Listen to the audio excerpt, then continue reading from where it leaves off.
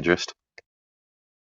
Well, don't worry. I would if I could, but here's the problem. I'm not sure where Traveler disappeared to. He was here one moment and seems to have vanished into the ethers. So I am No, he's still here. here.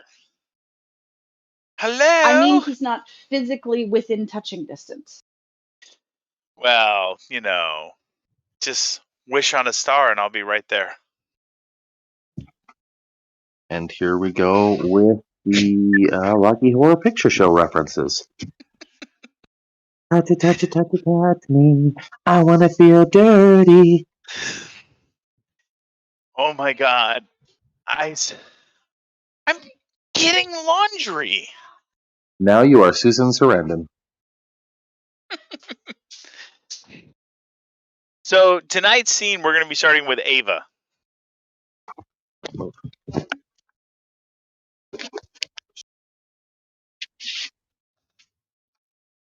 Okay.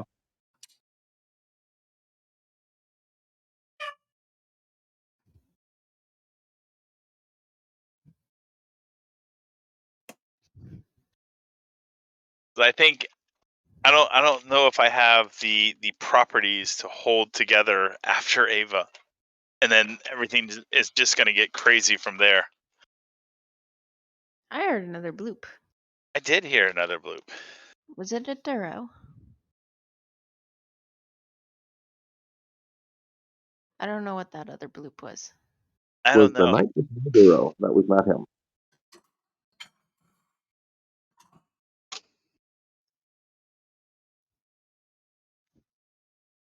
That was the return of Ava.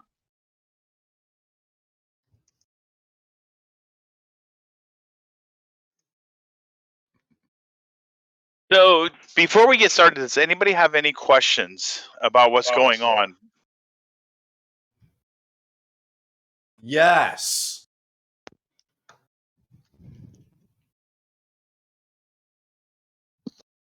All ears, brother. How are you?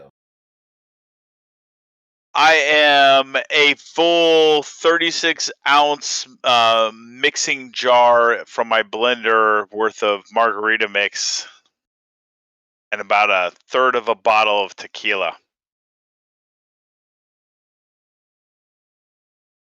Good. All right, man. That's all I need to know. In the immortal words of my favorite general, I haven't yet to begin.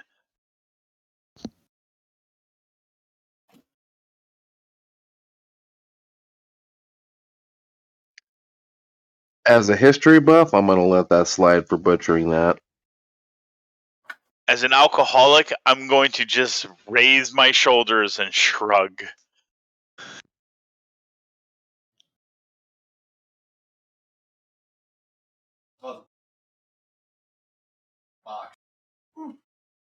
All right, but seriously, is there any other questions before we get started?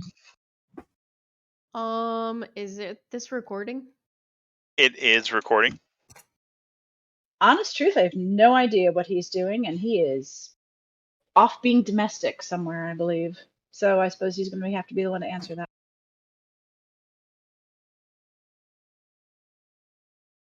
I did answer that.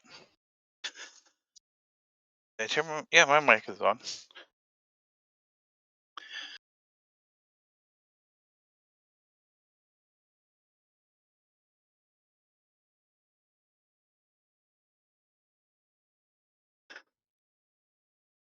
You know, it's only 12 months until you can have another 666.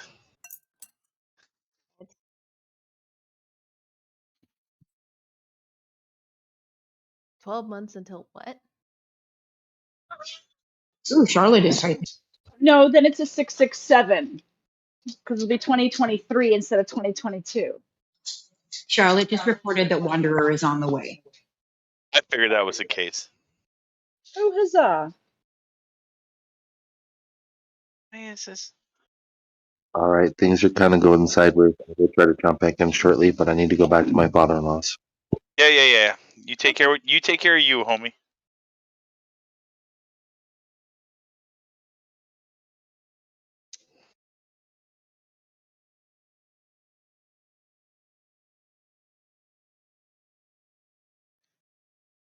Like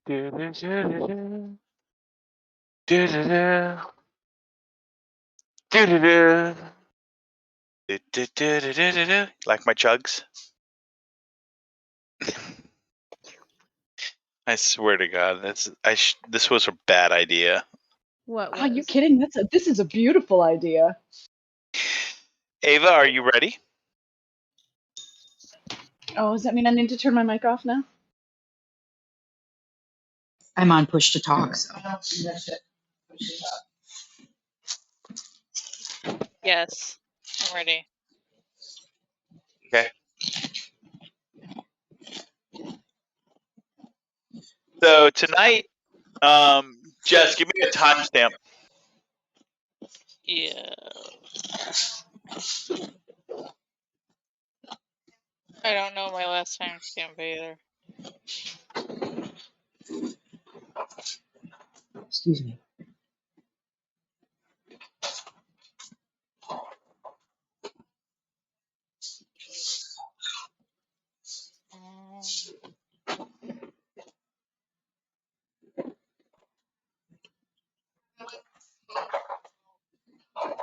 Go.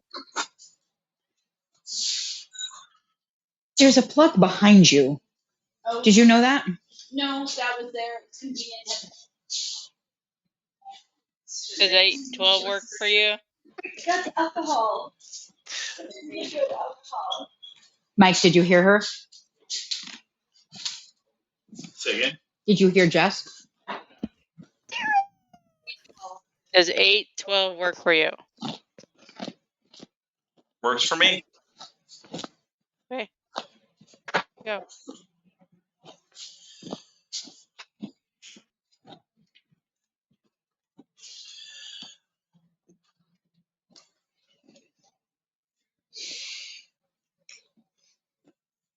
That'll drive me out.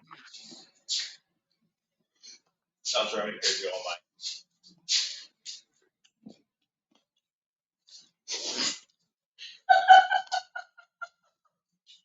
I swear to God, you're 5. Dude, you're using the wrong joints. Don't do that with the hips. Nope. I swear to God, we got to get cameras down here. That would be awesome.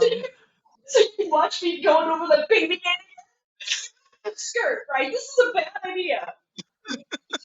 All right, are we ready? Oh my God, that was Yes. Yeah. Yes, we're ready. Yep. Including.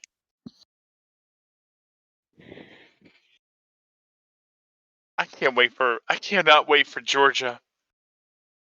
Georgia's going to be so much fun.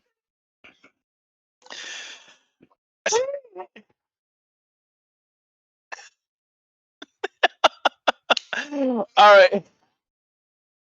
Jess, are you ready? Yes. Are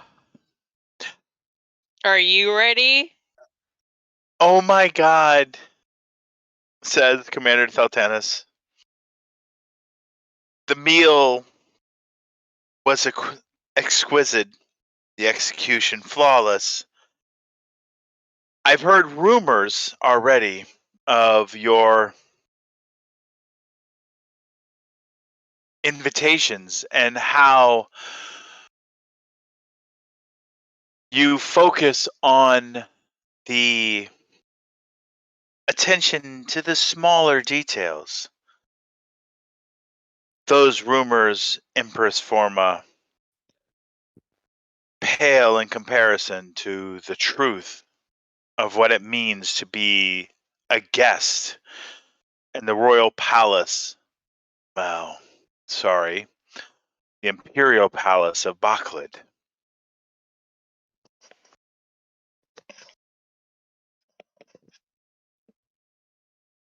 Thank you. Despite the preparation and execution, the meal pales in comparison with tonight's dinner guests. She smiles. Though I have to admit that it would appear This is but a tactical ruse. Mind you, it is definitely appreciated. Give me one moment to appreciate this, because I know you will be asking something. Of course, I am already flattered. And of course, I will probably already agree. Still, for the very moment, allow me to feign that you haven't already won the war.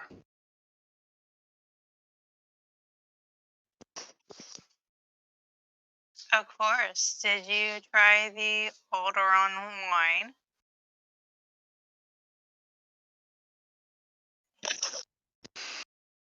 I did.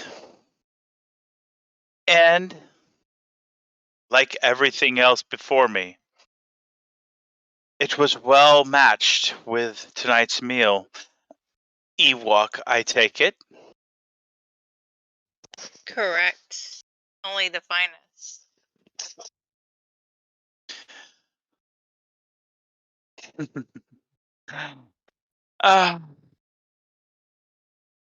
I am speechless.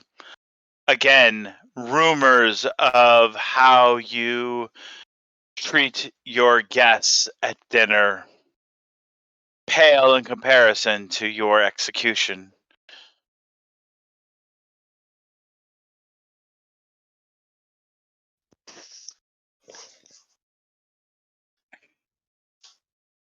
Again, I appreciate it.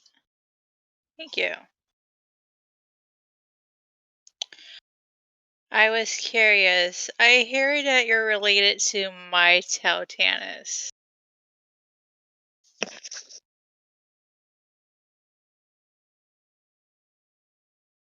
Well, a direct relationship would be not necessarily speaking the truth. But yes, theoretically, I would be considered his biological mother, technically father, or a very close relative in that hierarchy. At least that's what the geneticists would tell me. I believe that he'd be the son I've always wanted, and truth be told, quite proud of him. So you're genetically related to him. How did you require his genetic material?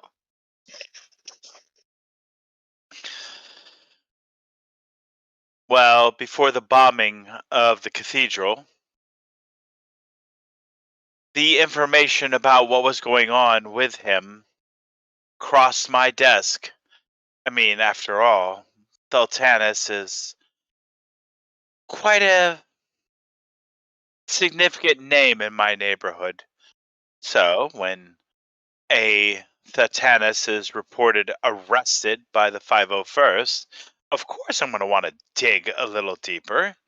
All of you had been medically screened. That Alderanian wine is getting to me. Still, I apologize. I merely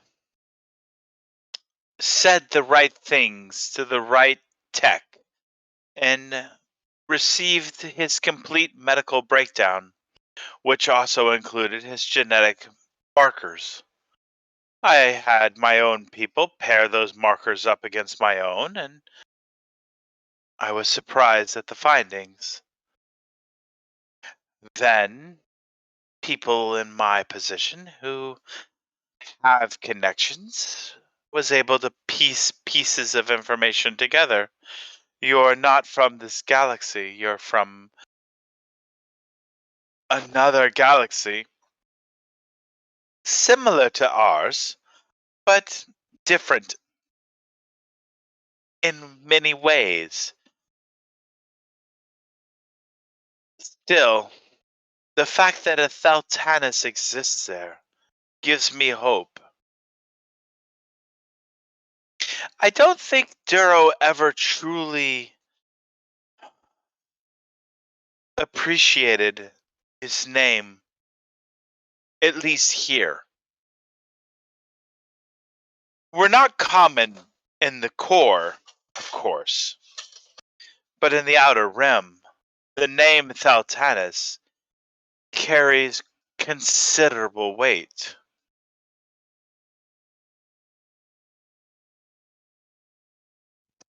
So does the name Pharma, which is why your assumption is correct. When we came here, I had to uphold my family name. I wanted to make them proud, even though they wasn't here with me. Well, you've managed to build a 12 system empire already. And I have to say, the allegiance between you and the Dead Hand fleet has ensured that you'll continue to grow. And she leans forward and presses her elbows to the table and cups her cheeks. I do have but one question. Are you going to turn your new military alliance against what's left of the Olavan Jedi?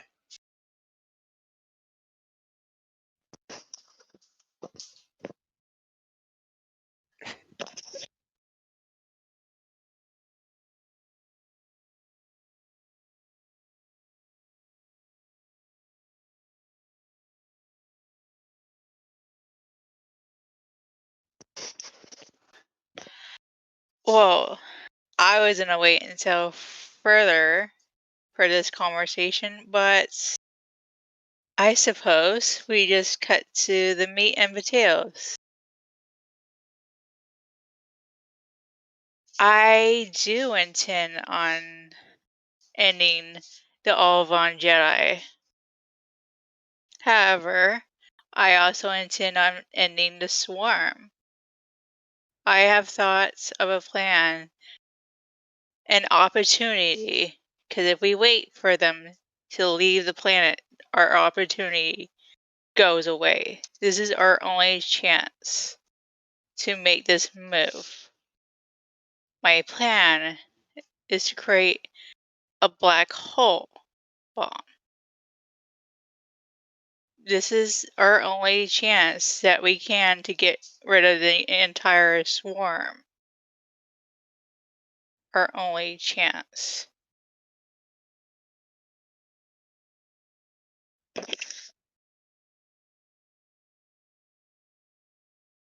I have sworn to serve the Olavan Council. What you're suggesting pits me against that oath.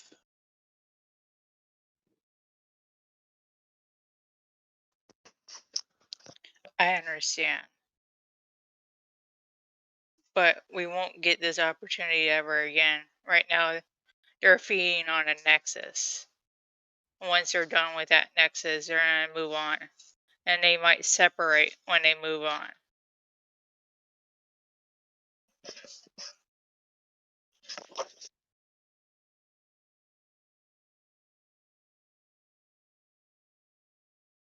There has to be survivors. I haven't been able to get any ships through, but there has to be survivors. There were over 3 trillion life forms in the entire system. There might not be any more. There might not be any survivors. I seen Delirium is a husk. And you know what remains that my scouts failed to see? The swarm. A small active part, but the swarm is still on Delirium.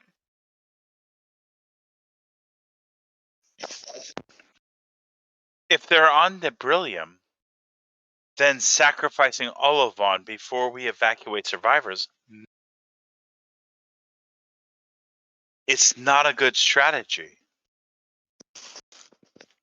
Yes, but we're taking care of the small infection on Duranium as we speak.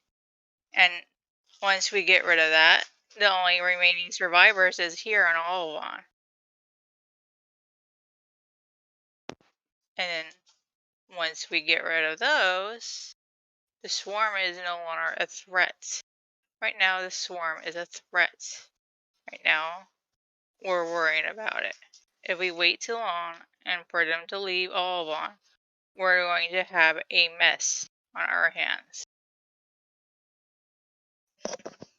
I have to believe that at least some remnants of the Olivon Order has survived. I have to believe that there are people there to rescue. I cannot throw their lives away. If there was people alive, they would fight to escape. We would see a ship coming out. We'd know that they were there. They would try to contact us. They would do something in their power to let us know that they're still alive. I highly doubt, since we haven't heard anything from the planet, that there's anybody alive. All right. Fine. Let's say I buy into this madness. What would you have of me? Clearly, everything I see before me, the dinner, the public display of affection upon my arrival, everything leads up to this point. What is it that you want of me? Your support and your resources.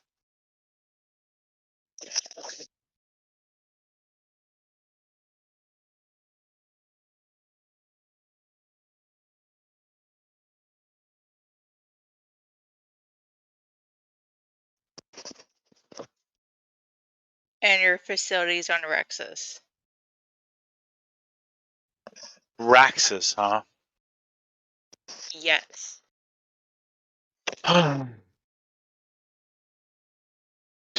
Well, there's one thing that apparently Duro Thaltanis has not learned. Still. Fine.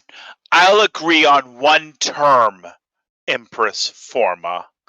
And one term only. The moment we learn of survivors on Olivon, this insanity stops. I will not betray my oath to the Council of Olivon. If there's a chance any of them have survived, we will evacuate them before we execute this insanity. Agree.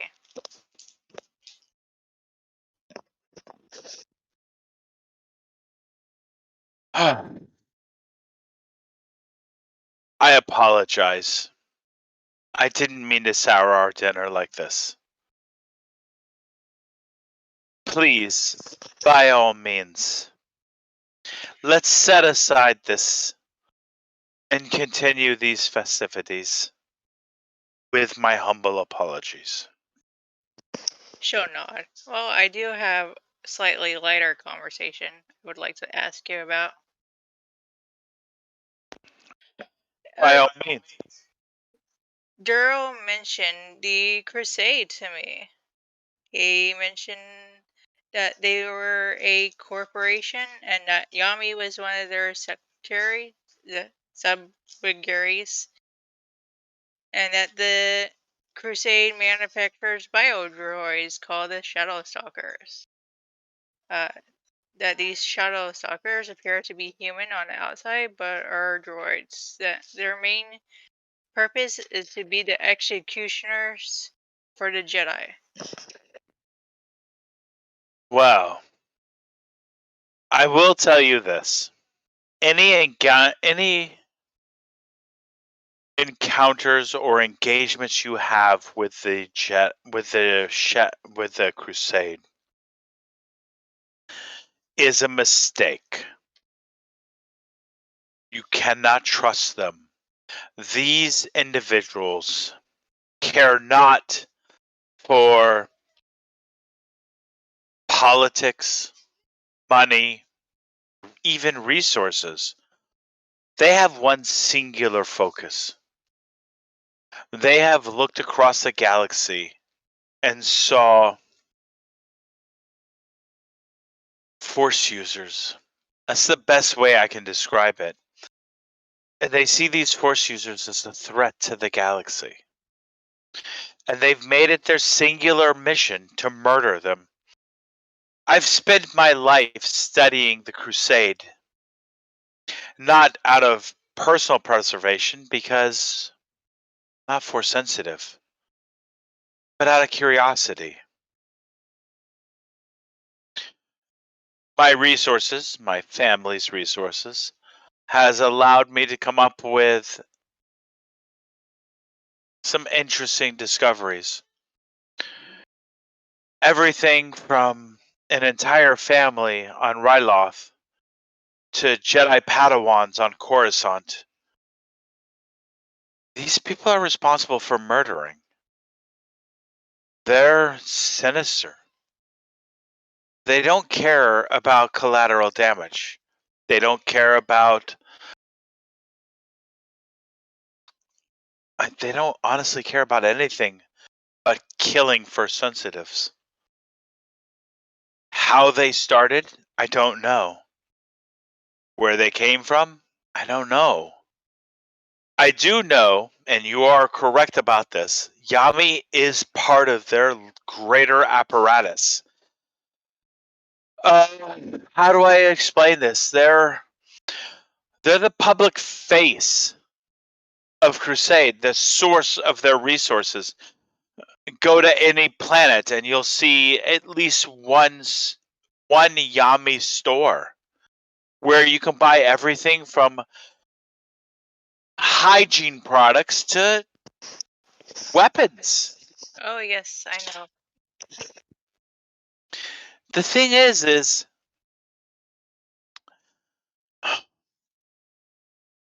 I don't honestly know who is the Crusade. I don't honestly know what the Crusade is. What I do know is that they are A, exceptionally dangerous. B, you can't trust them. C, they have their own agenda. And anything you have planned, if it works with them, great. If it works even slightly off their agenda, you are part of their target scheme. Just remember that.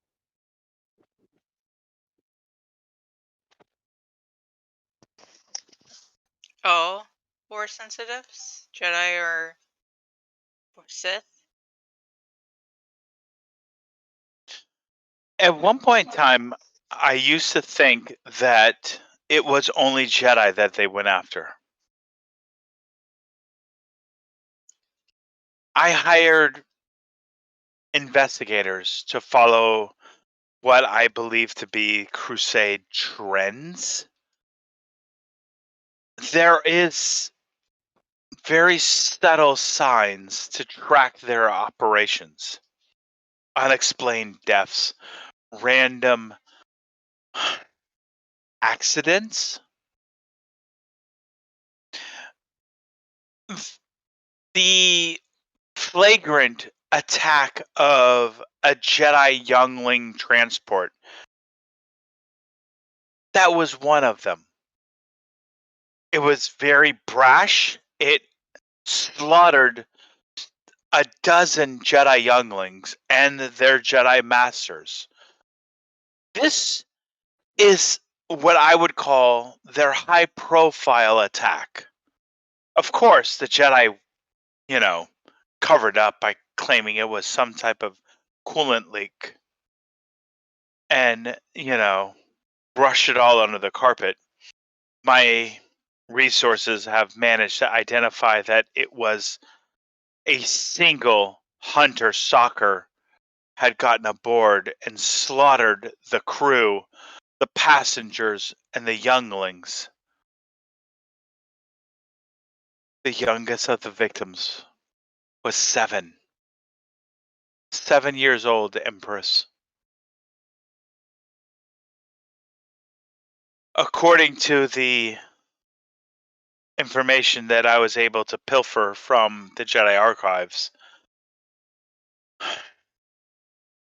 the poor girl had her back broken before her neck twisted. Like I said, that's a high-profile kill. But there's subtle kills also. Things that even the Jedi miss. Things that I've been able to piece together. A family on Ryloth. The mother's Force sensitive. She works as a fortune teller, she says, with using air quotes. And she's quite successful, quite beneficial. And they called her the fortune teller to the stars because of her celebrity clientele.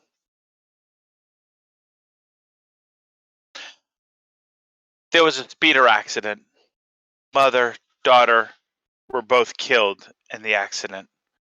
Father barely survived. He's not force sensitive. But the mother and daughter were. Apparently, a intoxicated driver of a cargo speeder slammed into theirs. And it hit at such a point that it hit the speeder at such a point that, and she stumbles over her words, struggling with it. You could see the pain in her face. I looked at the pictures, Empress, and I was devastated by what I saw. The mere fact that the husband survived was a miracle. And mother and daughter were killed in the accident. I don't have an explanation for you. The driver of the cargo speeder swears up and down that he never operated a speeder while under the influence. And police records reflected that. He was still, of course, found guilty of DUI.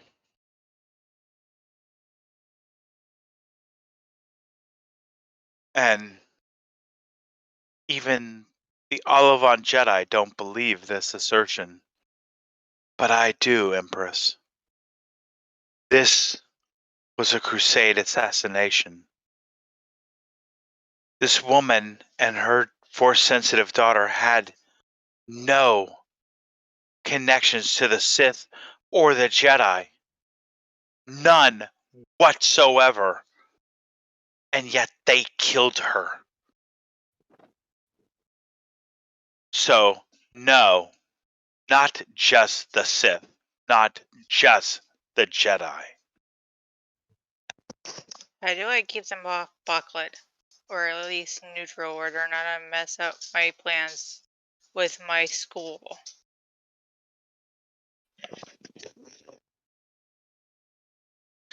Your Vanguard school teaches Force sensitives.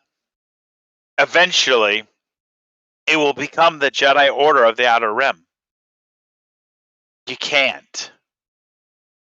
You can't keep them neutral to you, Empress. Eventually, they're gonna come for those Force sensitives because that's what the Crusade does. They murder Force sensitives. All right, then. How do I fight them? What am I expecting here? Am I expecting an army I can't fight yet?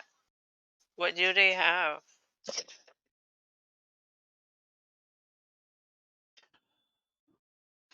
An army? I can fight an army. The Dead Hand Fleet can fight an army. Your ghost can fight an army. No. No, they can't fight an army. They can't fight this army. Because they're not an army.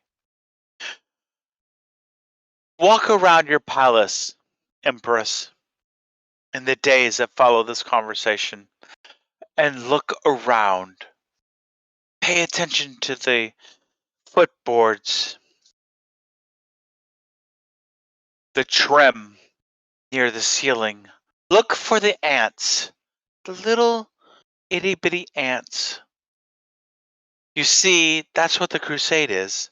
The crusade are itty bitty little ants. They find cracks and they exploit those cracks, and they're venomous. They are so unbelievably venomous. When they find a crack, they'll pour in, and they're not going to pour in like an army. They're not even going to pour in like a wave. They're going to pour in like a line of ants, and they're going to sneak into your bedchamber, and they're going to strike at the heart of what you love the most. And yes, Empress, I am well aware of Raza's existence and the fact that she's force sensitive. And you have every right to be afraid. You have every right to fear the shadows, because they will take this child from you, like as sure as the sun will rise over this city tomorrow morning. They will steal her from you.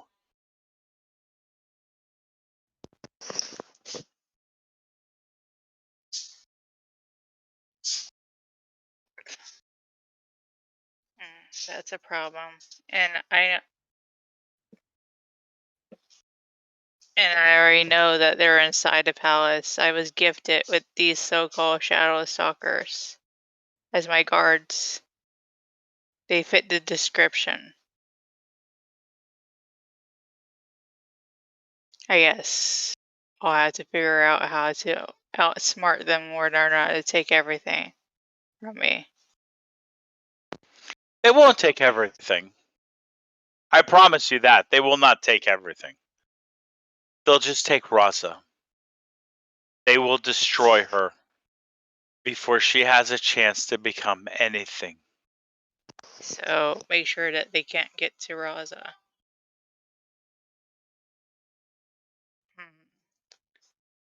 I can do that. I can make it hard for them to ever get to Raza.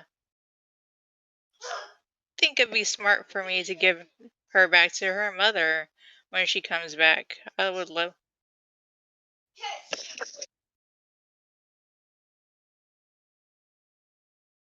Well, it's a battle you'll fight. If you need my facilities on Raxus for your attack on Olivon, that's fine.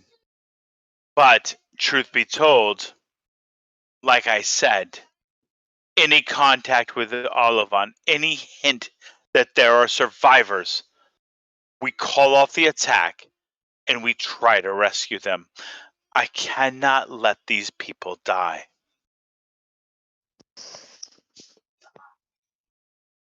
Understood.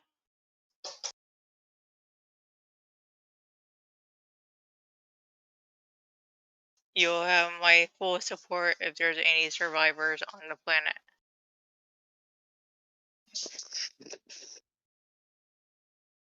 Thank you.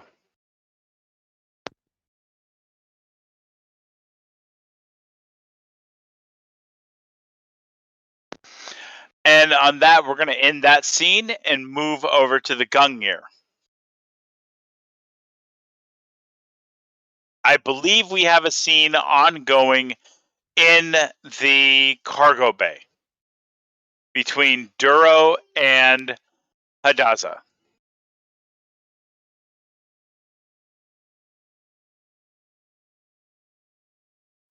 We do. Wanderer, are you there? Yes, I'm here.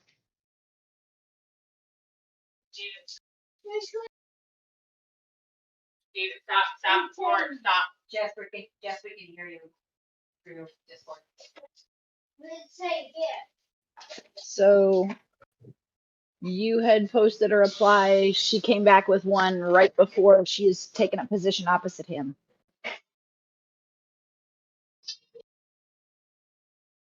Are you okay to run tonight, man? Do you need to have stay off and go to somebody else?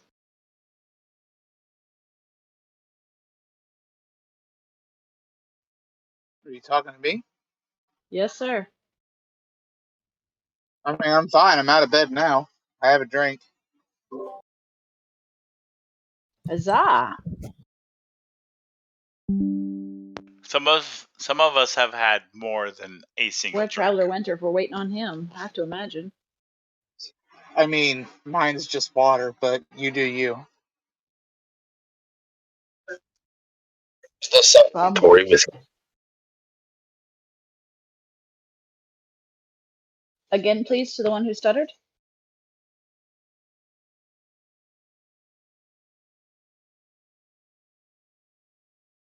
I think she means the one who has been drinking something harder than water.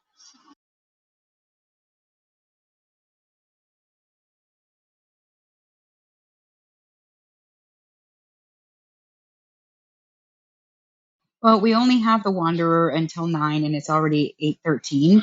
So I would suggest pushing forward if possible.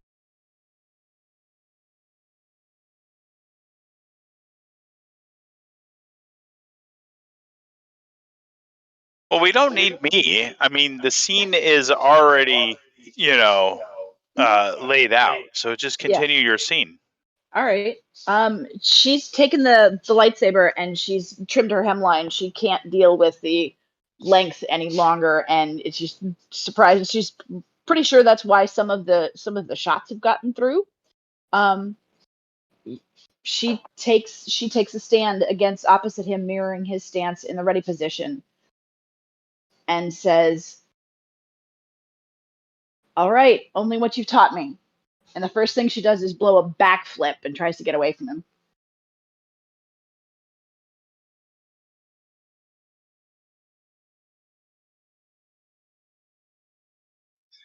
A sound tactic, but running is hardly going to help you learn lightsaber combat. And he takes off after her. She tumbles into him and comes up to engage just in front of him and begins Form 1.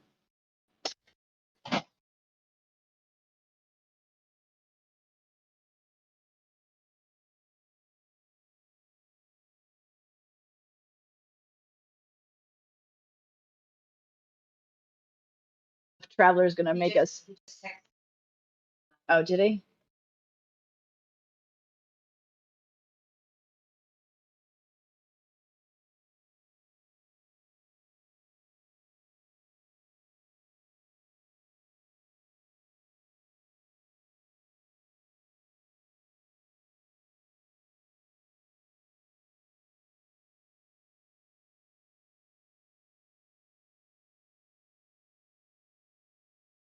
What?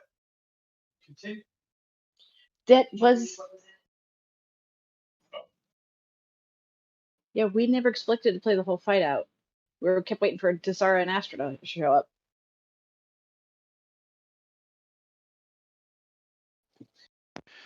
All right, I didn't want to rush that scene, but if you guys want to play out if you guys want to go ahead and move Astra and Tatara into the scene, have at it. Yeah, just for out of character, we've only got Duro for 45 minutes. So Tessara and Astra will walk into the cargo bay where they're sparring.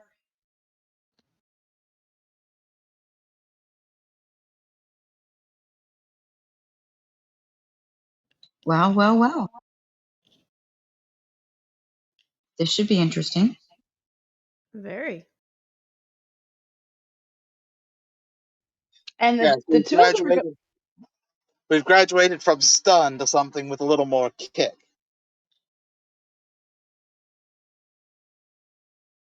she takes advantage of his turn to have the conversation and to respond to them, and she comes in for a strike. Which, if it is anything like when I'm sparring with Charlotte out of character, he is still able to block, even half distracted, but he does turn his attention back on her to block her strikes. which comes in with a leg sweep to try and take him out with the knees before she comes in for another strike.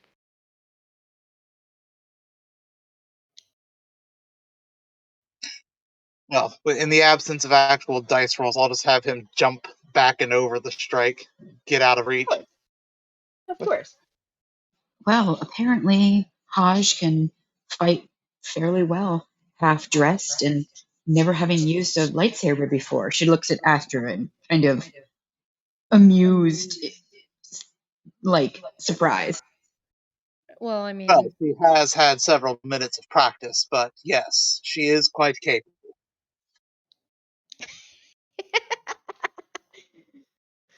oh, you guys are funny. How long has this been going on?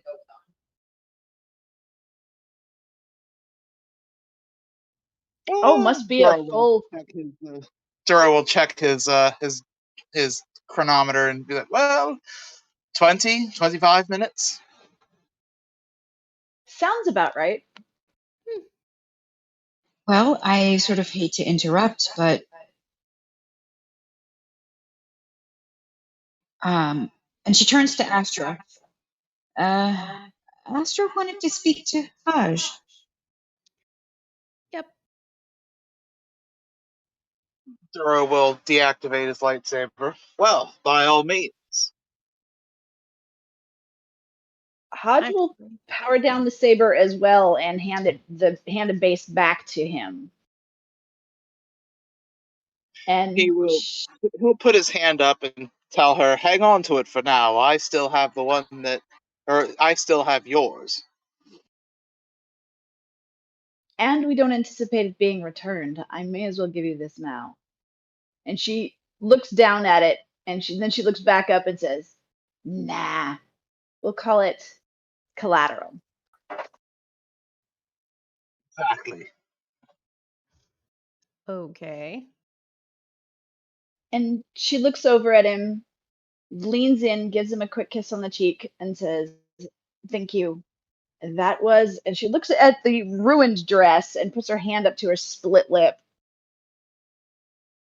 A lot of fun. Well, if that's what you're into, I'll say with a grin. But yes, we should do it again sometime.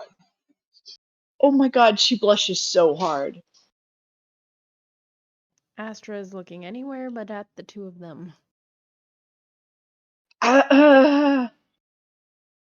And she is very red and says to Astra, you wanted to speak with me? Yes, actually. You were right earlier in what you said during that meeting. I realized it while I was meditating earlier. Wait, please. Before you say anything else, and she looks around at Tessara and Duro, are you sure you want to have this conversation right here, right now? I was thinking the same thing. I'm going to return to the kitchen to get ready to serve dinner when you guys are done talking. And she kind of looks at Duro meaningfully and then heads out. At that moment, you hear over the intercom, Captain Tatanis, please report to the medical bay. Well, I guess that means T can wait. And Dura will head to the medical bay. So Does that's our Lily- Why was he needed in the medical bay?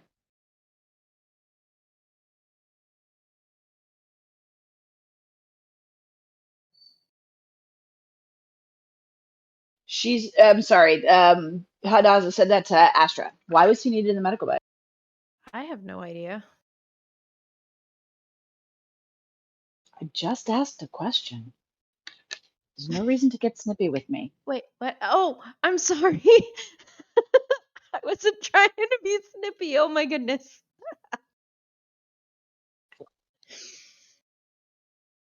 And That she came off totally wrong. I'm very sorry. she runs her hand over her hip. There's no belt there, and she's still got the lightsaber in her hand. And she turns to walk out of the cargo bay, and she looks over her shoulder and says, I need to go put this away. Excuse me, I need to go put this away. You wanted to talk with me. Yes, I Do did. you want to join me? Yeah. An astral follower. Hodge takes a beat to step in line with Astra so they are walking side by side down the hallway to her quarters. You were right earlier on the bridge. The problem isn't with you, Hodge, it's with me. And not trusting myself not to harm you. And for that, I'm really grateful that you pointed it out because I could not see it.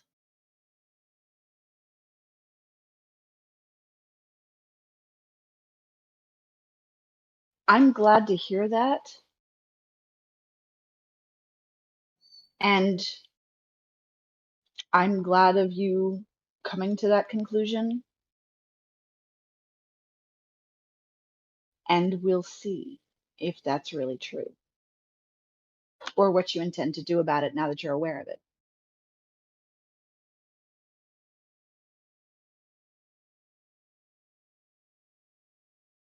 And Astra's quiet for a moment. Well, the only place to go now is forward. Which means I need to work on trusting not only myself, but you, Tazara, and Duro more.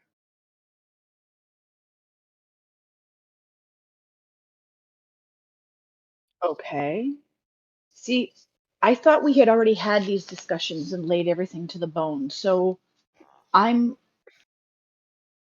struggling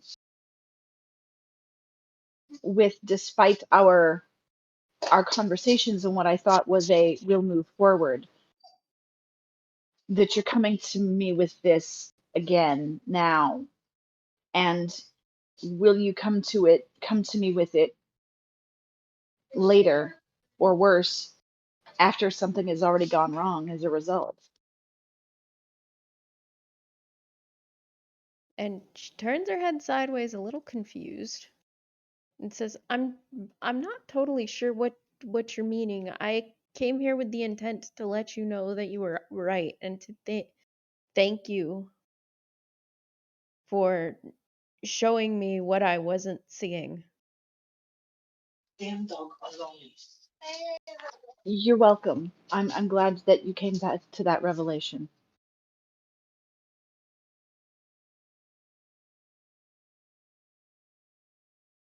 And she'll look ahead and then say, I'm going to go with Duro to see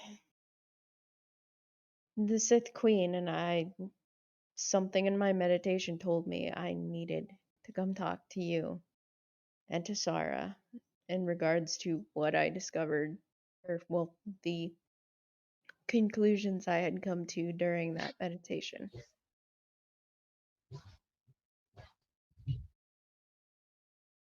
thank you for coming to talk with me and to tell me that. Of course.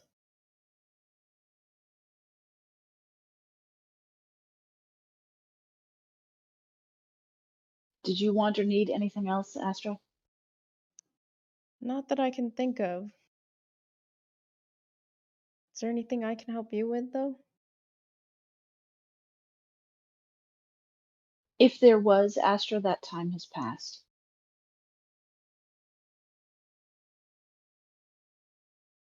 Now, if you'll excuse me, I want to go put this away before dinner and get changed. All right. And Hodge will turn and go into her quarters. Astra will head to the kitchen area.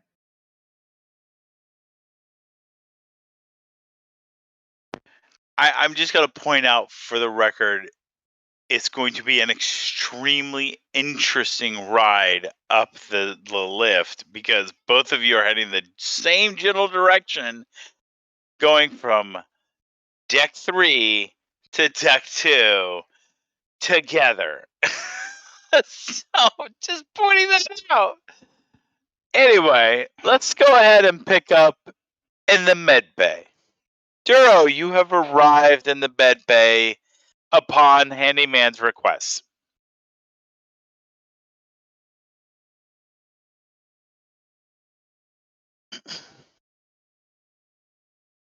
Well, I'm here. Ah, Captain Theltanus. I have information for you.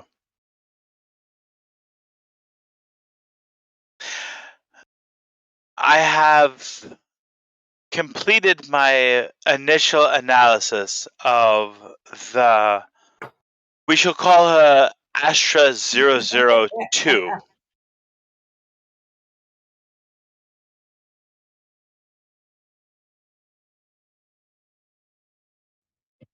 I was thinking Astra with 2 A's. Well, I guess 3 because Astra already has 2 A's.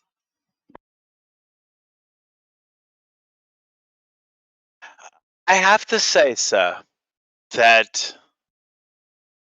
I am unconvinced that this is a clone.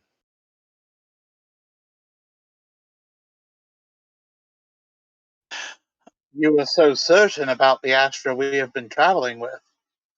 I am. The markers are all there. This Astra, the one currently sedated in my infirmary, this Astra has no biochip, has no genetic manipulation, has no indicators that she is a clone.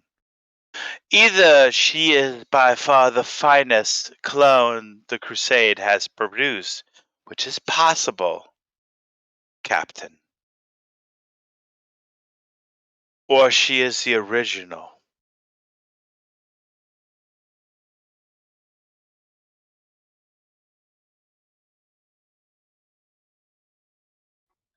Well, that is very interesting. Considering what you have told me about the mysteries surrounding whatever Hodge may be, could it simply be that she is a highly advanced clone?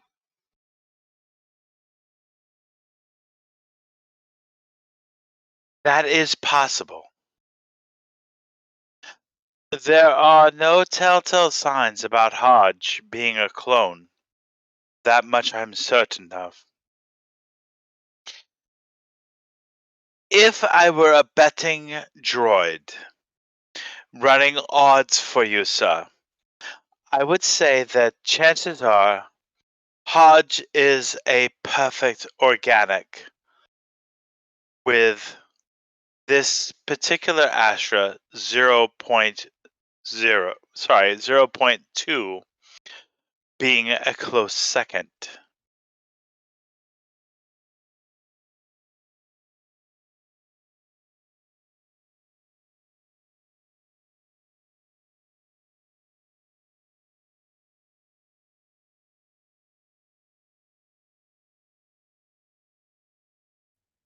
So what does that mean? Well, that means that there's roughly about a 90% chance that the one we call Hodge has a birth mother and a birth father. There is a 87% chance that the Astra in my infirmary has a birth mother and a birth father. As I said, if I was a betting droid, these are the odds I would bet in favor of.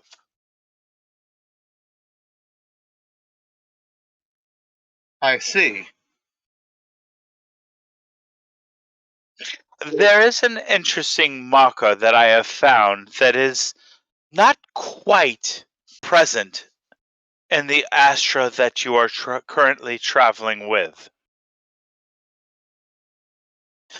I'm not exactly sure if this was done by design by the Crusade or by oversight in regards to the original, well, Astra 2.0.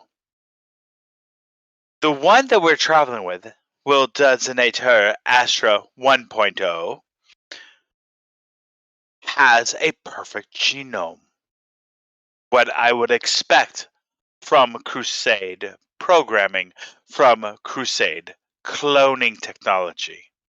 Astra 2.0 has a unique codex within her DNA. Her mother and her father were directly related, most likely brother and sister, or father and daughter, or of the like.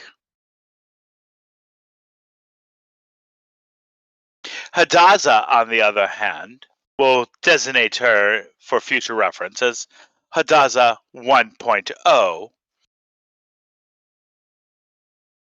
clearly has a genetic mother and a genetic father.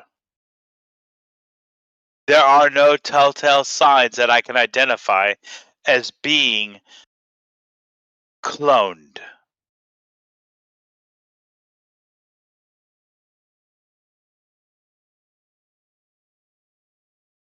Well, if she is the original template, then that would make her incredibly old. I don't believe that is in question here. There are no signs of carbon contamination in her genome, meaning she hasn't been carbonatically frozen.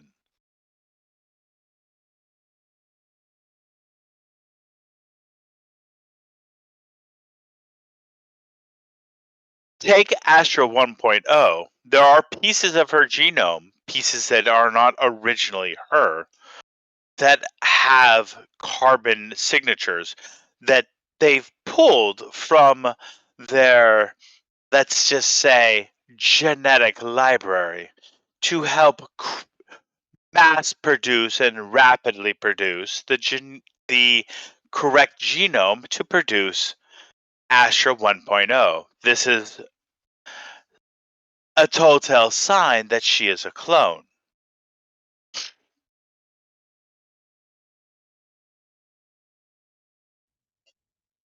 So, less a clone and more of a strand cast. Agreed. Using primarily Astra's DNA, but there are other additions, meaning she is not strictly a clone. Well, you have to understand that producing a clone, even for an organization as advanced in cloning as the Crusade, it's easier for them to have mass-produced, ready to use material than to create a clone from scratch. Especially when they're under the restriction of time. Oh yes, I can certainly understand. It is incredible technology and abilities. I would have to say that this is a fascinating find. Astra 2.0 is by far one of the most, if, let me rephrase myself, if she is in fact a clone, representative of the finest cloning technology I've seen the Crusade produce to date. And I have studied, well, allow me to correct myself. My sample size is exceptionally small, but massive comparative to the size that's available to the galaxy as a whole. You see, if you were to kill Astra, if you were to walk up and slice Astra 1.0 through the chest with your lightsaber, she would break down and cease to exist on a molecular basis. Because that is how the Crusade protects its technology. I believe the same is true for Astra 2.0. I don't know if the same is true for Hadassah. If all three subjects are in fact clones, I would have to say that Hadassah is the apex of Crusade technology. We may be dealing with a weapon system that the Crusade has, to this date, never deployed before. Assuming she is in fact a clone. That will take further research, but we can definitely be assured that Astra 2.0 or Astra 1.0, one of these is a clone, and the other is either a clone of the highest caliber or the original Astra herself. I'll let you make such moral decisions. I only, and he says, holding his hands out to the side, bowing his head respectfully, I am only the deliverer of wisdom and knowledge. It is for you to decide how you wish to use this information. For the time being, I will keep Astra 2.0 sedated. She had a minor wound to her chest, which was delivered by a blaster, though the reduced energy indicates that the blaster passed through something significant, such as a door or maybe a cabinet. Not entirely sure. I believe it was the door of one of the refrigeration units in the galley. That would go along with my original assessment. Is there a reason that she needs to be sedated? She is an unknown quantity, and therefore security protocols must be ensured. She is sedated and under quarantine. Unless you wish to override such protocols. No, I will leave it to your judgment, as the medical professional aboard this ship. If that is the case, sir, then I suggest that we bring Astra 1.0 into the medical facility and equally have her sedated and secured. We can't take a risk of one or both of them being Crusade operatives. Especially now that we know what we're dealing with Hadassah. The Crusade are by far the single most incredible threat the galaxy has faced, second only to the Swarm. I'm fairly certain that will not go over well. Besides, we removed Astra 1.0's chip, did we not? After examining what we removed from Hadassah, I regret to inform you that I am unsure. If Hadassah's programming is capable to be at such a level to attempt to fool us by manipulating her own brain matter, who's to say that this what we removed from Astra 1.0 was the true biotrip.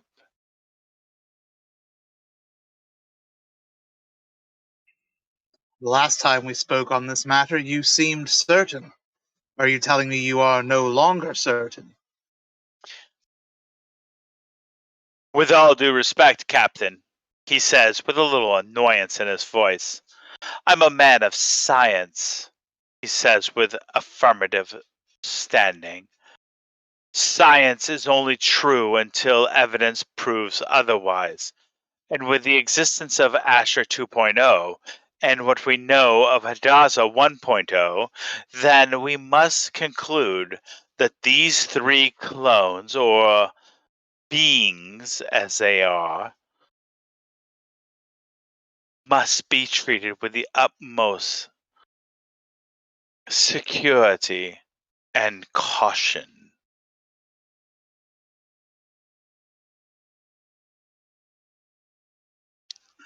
I am content to allow you to treat Astra 2.0 and keep her sedated and under study.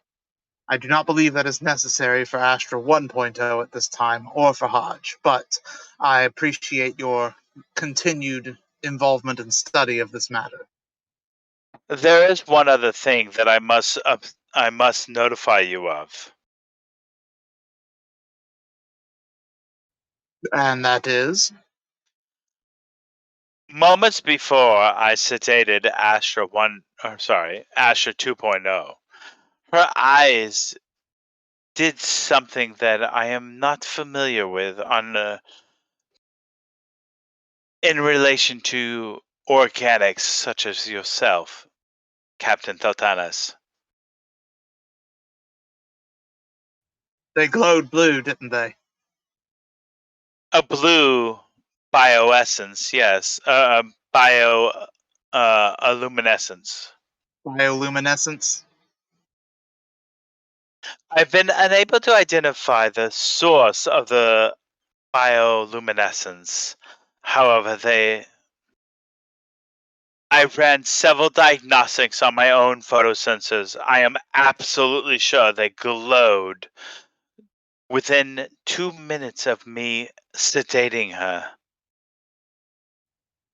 The glow was due to Astra's seer abilities. Something that our Astra is capable of, but something that she has refused to pursue study of, pursue mastery of. Astra 2.0 has come very far in her far-seeing abilities. That is the explanation for the blue glow. I have seen it in action myself. Well then, I will schedule for a complete autopsy and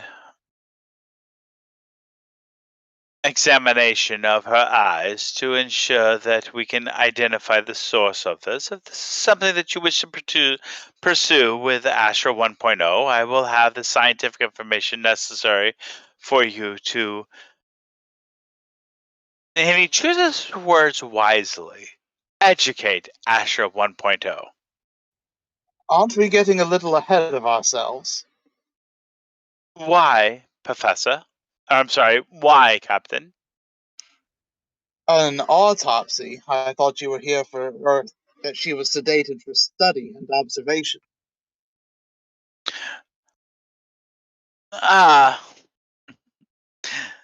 My programming only protects members of the crew. Astra 2.0 is not a member of the crew, nor a signature member of the contract. Therefore, euthanasia is preferred in dealing with unknown situations. That seems like it has the potential to destroy many potentially unique biosamples that you may come across. Quite the contrary. Upon euthanasia allows me to further my database and allow me to expand my knowledge. Suffice to say, euthanasia is off the table for now. As you order, sir. then I will cancel the prescribed procedure that I had planned to carry out with her within the hour. Yes, that would be appreciated. As you wish, Captain. Though I must say, it is done under protest. This Noted. is But if she is not a clone and is in fact the genetic template, I feel it would be a waste to simply dispose of her like that. as you say. However, I would counter with the fact that if she is the template, then it allows us to better understand the Delphinium bloodline and their genetic makeup. If she is a clone created by the Crusade, then it allows us to more deeply examine their technology base and their understanding of cloning. Either way, it is just an organic life form, Captain.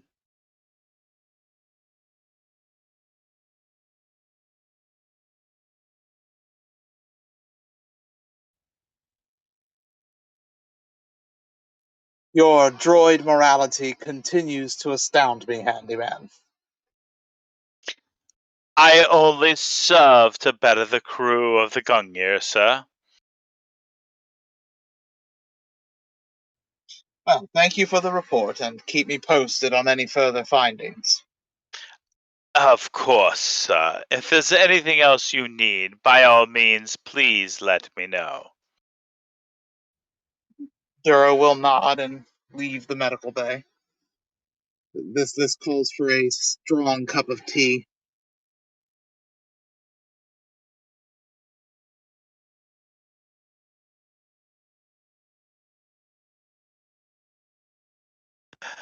So, you're heading up to the kitchen for dinner? Yes. All right. So, everyone is sitting at the kitchen table unless this is the moment for anyone to say anything if they're not in the kitchen or in the mess hall.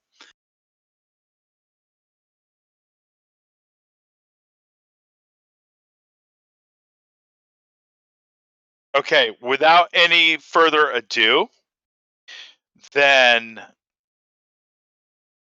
I am going to, as you guys are in the middle of eating, there is a figure walks into the door of the mess hall. Everyone turns, you see them. It is Professor Kenobi. Standing directly behind him is Master Phelan Duras. Kenobi, the floor is yours. What's up, nerds?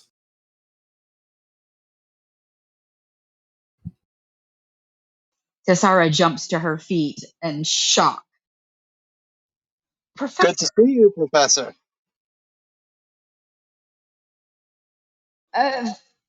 Phelan, Master Dross, I didn't know you were on board. She glances around the table in abject astonishment. What are you? You've been completely in hiding for weeks since we left Origin. What has made you decide to join us now? I'm glad you did, but what on earth? Well, this is what you call goodbye. But more than that, I'm really disappointed.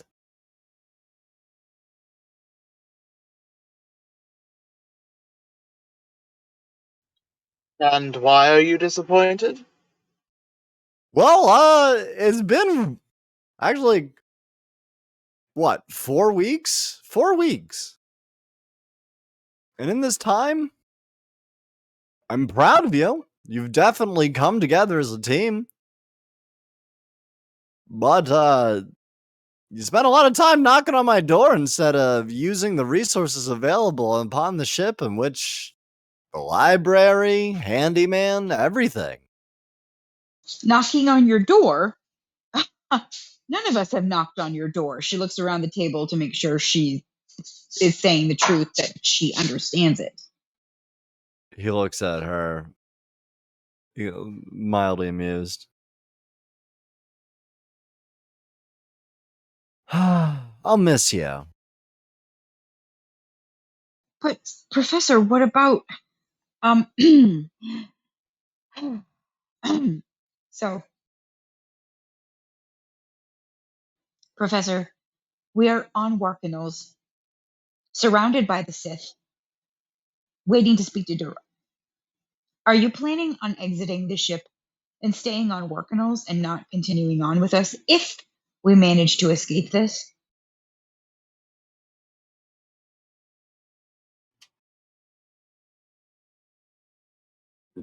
No. What? No. See, I've played this very carefully. You'll do fine. I have complete faith in your capability of escaping this situation. I'm giving Doro the ship and Handyman. You're all gonna have a great time. See, I'm gonna go take care of my business, and this is where we stop.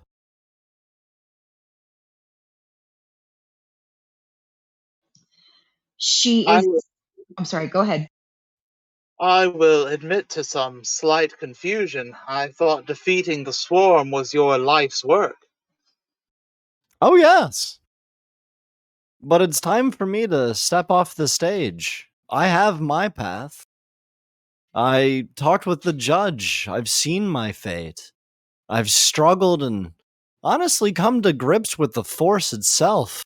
Phelan, in no small part, has been a great help in this deep struggle to understand what it is to live a long life obsessed with one outcome, with one goal and destination in mind, to just lose yourself in a purpose, to even lose the people you care about without ever knowing it because you are too involved in one thing. So I'm going to spend some time with Phelan and not in highly stressful, dramatic situations in which I can't be a help. I'm not a warrior. I've got one single swing left in me, and that's for the Queen, for the end. So when it counts, I'll be there. But until then, I have faith that you'll work together or perish with endless squabbling and infighting and backstabbing and posturing. And whether or not you make it really depends individually if you can decide to grow over what's holding you back. You got to step out of your own way.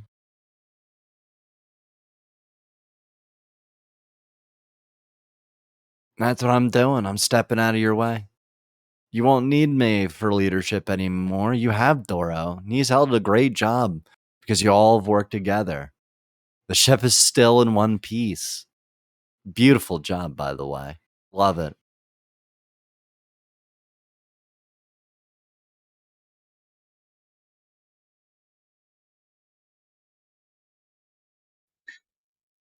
Well, I for one respect your decision, of course, and let me just say it has been an honor serving with you, sir.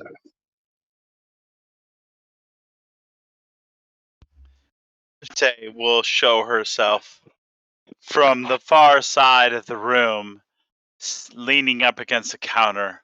I say, good fucking riddance. But don't say I'm not one to keep a grudge, considering you tried to murder me. Oh no, I never tried to murder you. Don't get it twisted. If I wanted you dead, you would have been. I just don't get in a pissing contest with a mental patient.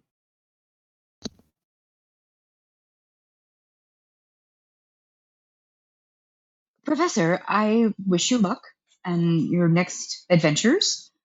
Question for you: the contracts that we signed upon coming onto your ship and agreeing to be this team, are they still in? Are they still active, or they're null and void now that you're leaving? Oh, they're still I can- acting. I can answer that question. I spent many hours reading into the one that he had me sign. Your contract was never with him individually, just with the Gungnir as a whole. Each one of us has sold our souls to this cursed ship. Are you kidding me? Well,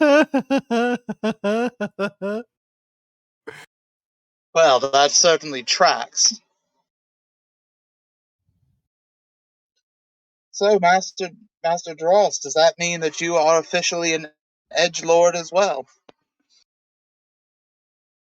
She looks across the room before answering. No. It just means that I'm temporarily exiled from my chosen homeworld. But you have every intention of going back. Blushes slightly with a sideward glance to Professor Kenobi. Well, that depends on the father of my best friend. I've made my mistakes. And now I'm looking for, let's just say, my ride into the sunset. I fought my wars against the crusade and impossible darkness and evils. This is your fight, not mine. I choose my happy ever after. And she'll reach out and take his hand into hers. And he'll take her hand into his.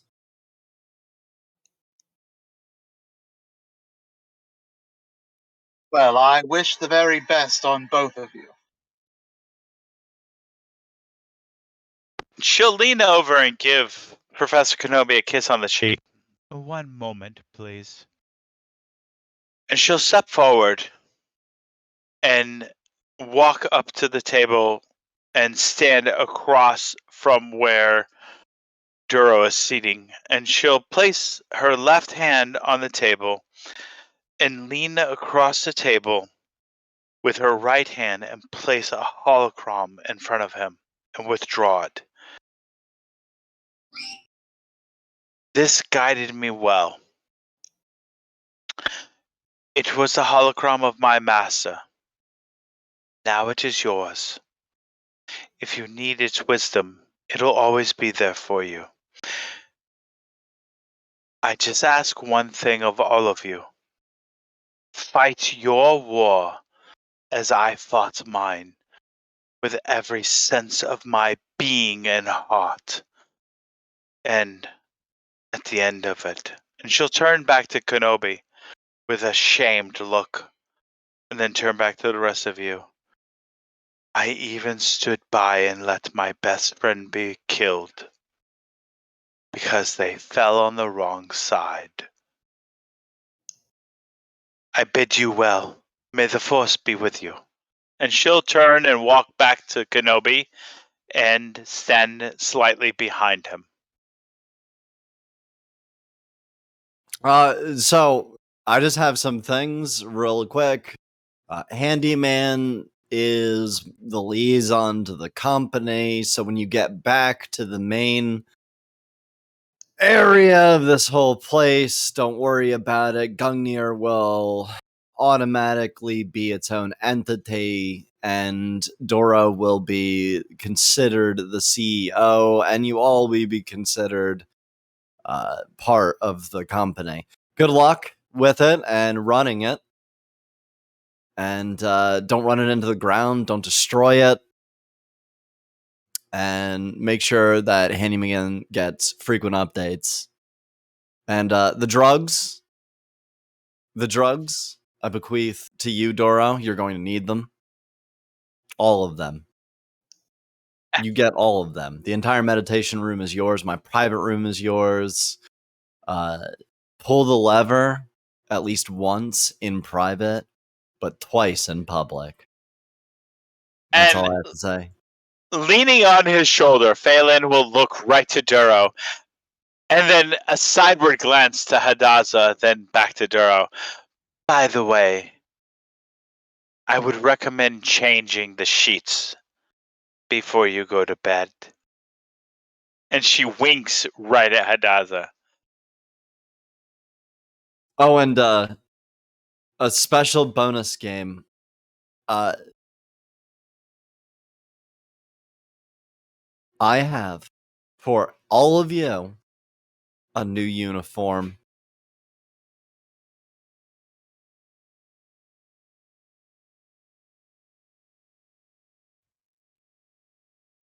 All right, this I have to see.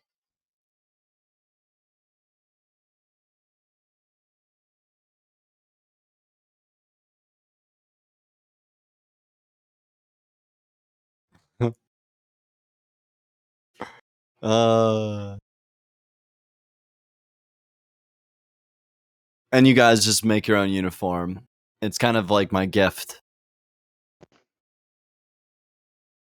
And with that, guys, the professor leaves.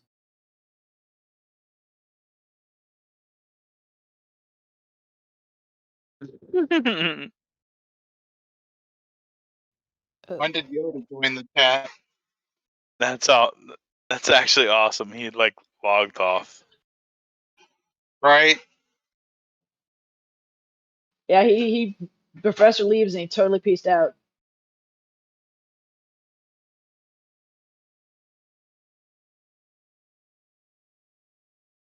So basically, Handyman owns us?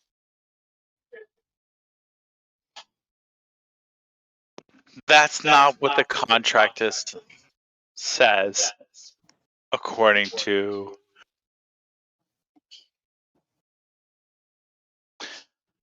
Ashante. I'm trying to figure out where the show is coming from. Huh.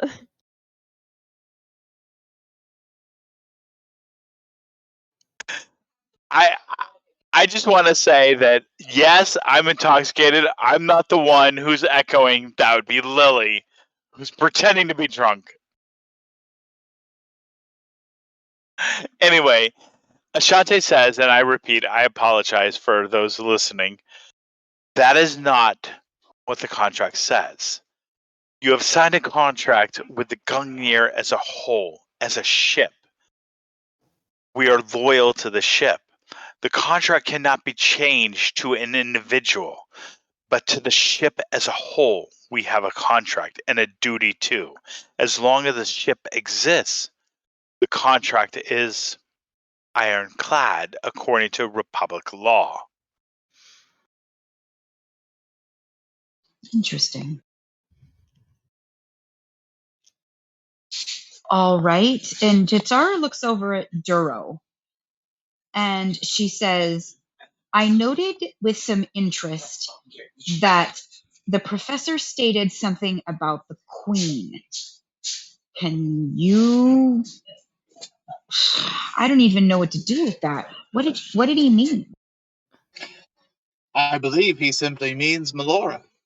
The personality, the sentience behind the swarm. Oh, not the Sith Queen, Melora. Oh, not the Sith Queen. She is small potatoes. She is. I wouldn't I wouldn't let her hear you say that. Oh, I'll say it to her face. I'm about to meet her. I'll tell her. Oh, Speaking of, now that the professor has exited stage left, and I can't say I'm sorry to see him gone, I would like to know what your plan is, Duro, so that we may support you in any way we possibly can.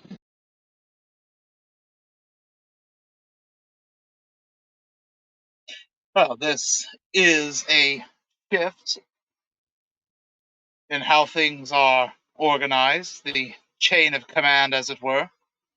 Even as acting captain, I was always aware that I was operating under the professor's guidance and overall decisions. This changes that, of course, so I will have to take that under advisement. As for our immediate plans, I don't see any change. I had decided to accept the Queen's invitation. Both Astra and I have sensed that speaking with her is the correct path, and so we will meet with the Queen. I will make sure that the chain of command is clear when we leave. When will you be leaving? Well, likely after dinner. That was the plan, I believe. She nods.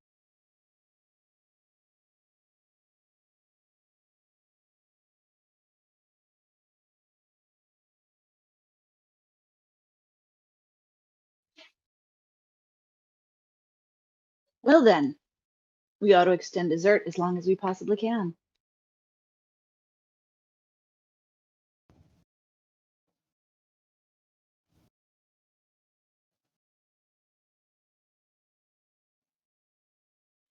All right. Well, we'll finish dinner. We'll have a debriefing either here at the mess hall or on the bridge, and we will see you off. Sounds like a plan. For now, let's simply enjoy dinner. It certainly looks and smells delicious.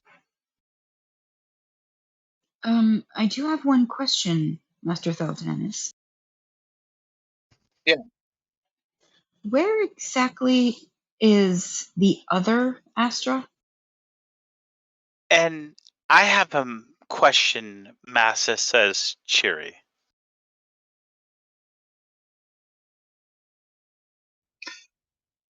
Suffice to say, the other Astra will not be a danger to our Astra, or to anyone else on the ship for the time being. And what is your question, Cherry? If you have every intention of going to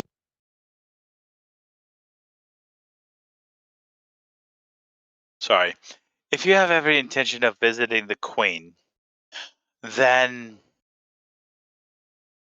I believe you're being incredibly selfish in doing so. The galaxy needs you, she says, kind of, almost meekly. And those who have a sense motive of more than one rank can tell that she's not being completely honest on what she's saying. The galaxy needs you, and more importantly, you have greater things to do. Clearly, there are other people that you can send in your stay that would not place you in such dangers. I think that you need to consider the fact that this is the wrong course of action, Master. Dura will lean in with a gentle look on his face, or lean towards her and say, "Do you trust the Force, Cherry?" I do, and the Force says that you're important. She says, not being completely honest. And I believe that the Force is saying that this is a bad move. Again, not being completely honest. And after deep meditation, I feel that you could choose a different, better path. She says again, not being completely honest. Well, of course I could choose a different path. Though if I had to guess, I would hazard the guess that your meditations are clouded by your attachments, perhaps. Maybe it's not so much the galaxy needs me as one individual needs me. And he raises an eyebrow at her.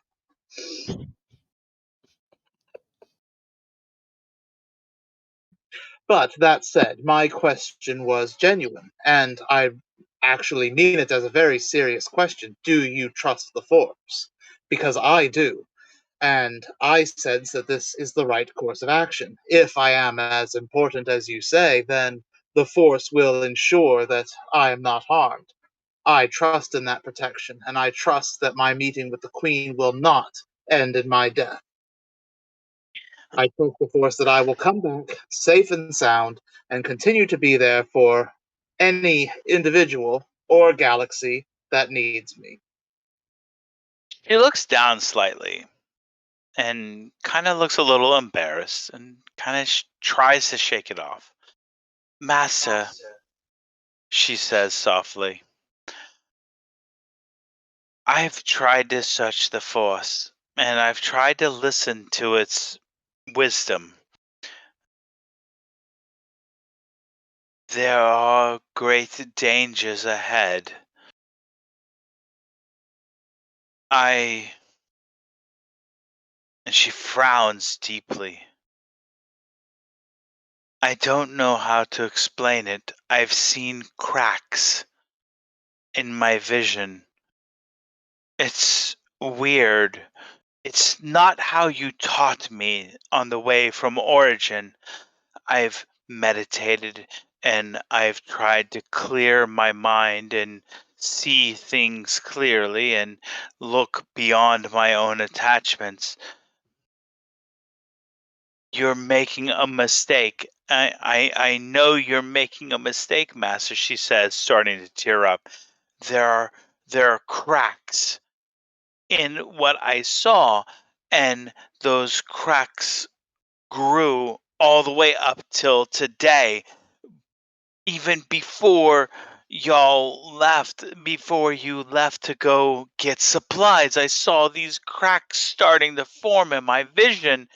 And you can see now she's got tears running down both of her eyes, and the pain on her face is in you cannot ignore it. And she's like, I've tried to be calm, and when they said you have died, I knew that wasn't true because that's not what the cracks revealed.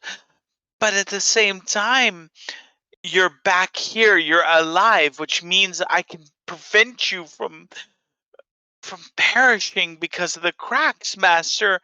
You have to understand that the cracks are real. They're things in the in our future, and these things she says, these tears are just pouring down her face. Hodge gets up and comes up behind her and just curls around her and holds her while she's crying, and she doesn't interrupt at all. And she just looks at you, Duro. She looks at you with this pained look. I've done everything I can to follow your wisdom, to follow your teachings, Master. All I see tomorrow are cracks in my vision, horrible cracks that just reflect so many things, and I don't know how to interpret these, Master. I beg you, she says, looking at you with the most innocent and pleading eyes. I beg you, please don't leave this ship tonight. Don't go to the Queen.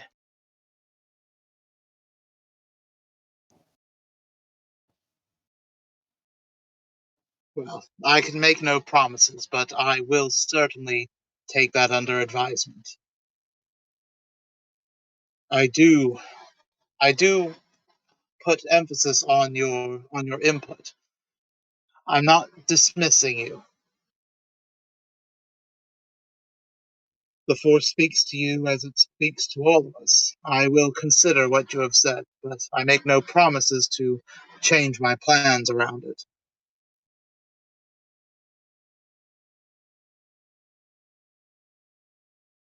Duro,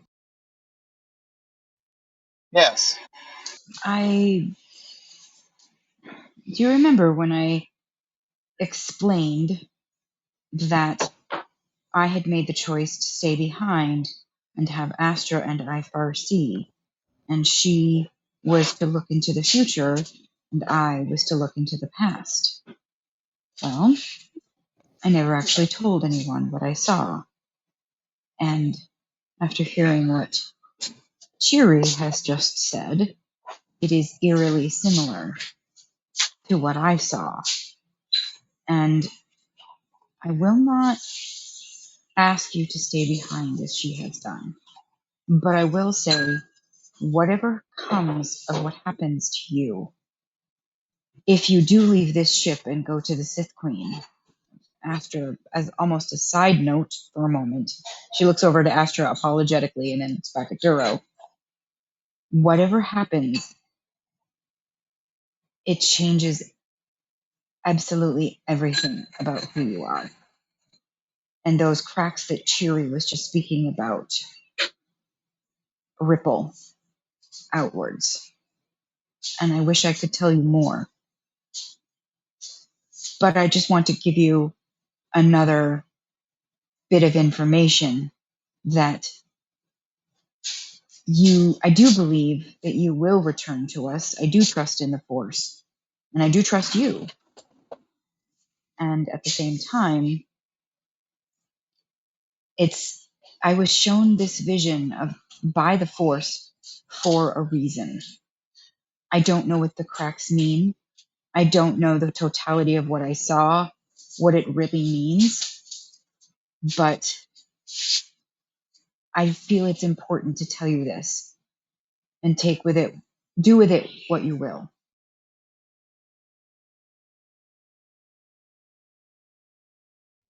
So what are you suggesting based on what you saw in your far seeing? Am I, in your estimation, to stay here, to ignore the invitation of the Sith? She looks a little uncomfortable, but shakes her head. No, unfortunately, I believe that the Sith Queen and whatever future, whatever is to come when you leave this ship, is going to impact not only the future, but the past as well.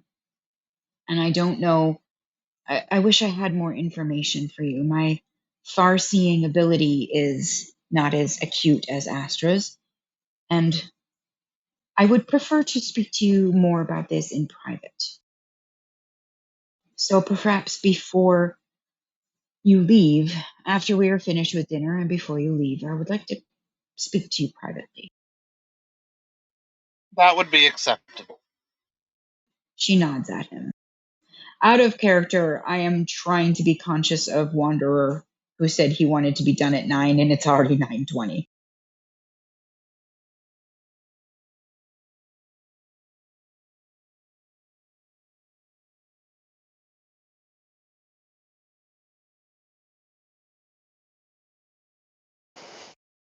It's kind of what Wanderer wants to do.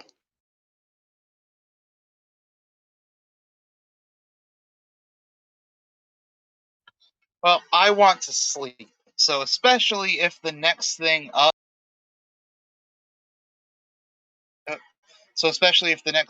is leaving the chip and starting the whole shindig with the Sith, then we should probably save that for Thursday. So I can say I have 2 more scenes planned. None of them are Duro leaving the ship. One is Tisara and Duro. One is a question mark. But again, it does not involve anything off of the ship. So I fall back to it depends on what Duro wants to do.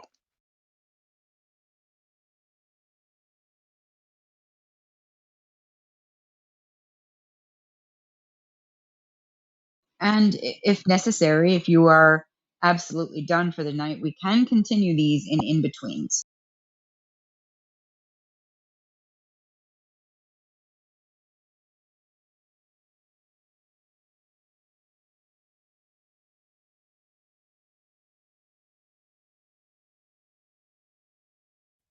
I'm fine doing Duro's conversation with Tassara as an in-between. I'm not sure what the question mark is. Then go ahead. I was just saying I'm not sure what the question mark is, so I cannot speak to that one. So let's do this. Let's say that for all the players involved, Duro announces that he must meditate on this and asks respectfully not to be disturbed and retires to his quarters. Is that a fair assessment? After dinner or during dinner?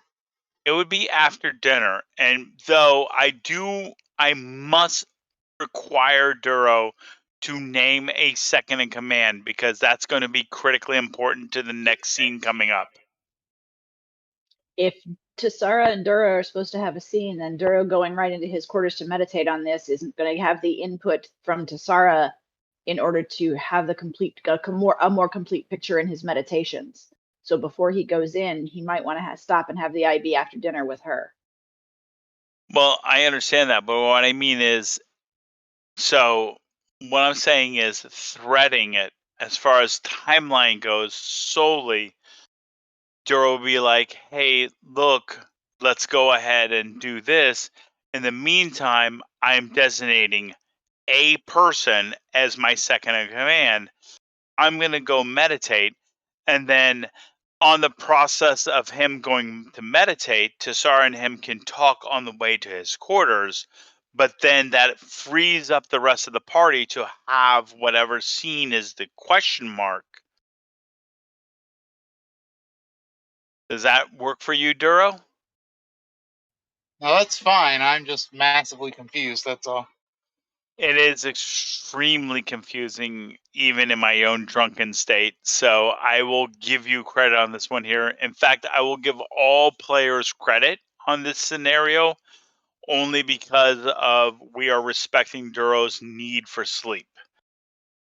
So I'm going to throw up a rare card, the time continuum card is now in play, so things may not evolve in continuity with each other, but let's just smile and nod and say it works out at the end of this so that Duro can go and get some sleep. Does that work for everybody? Yeah, that makes sense. Okay, I need to have a voice approval from everybody in the scene. Yep, works for me. Same here. Ditto that. All right, so Duro's going to rise from the table. The player, Duro, must name a second in command.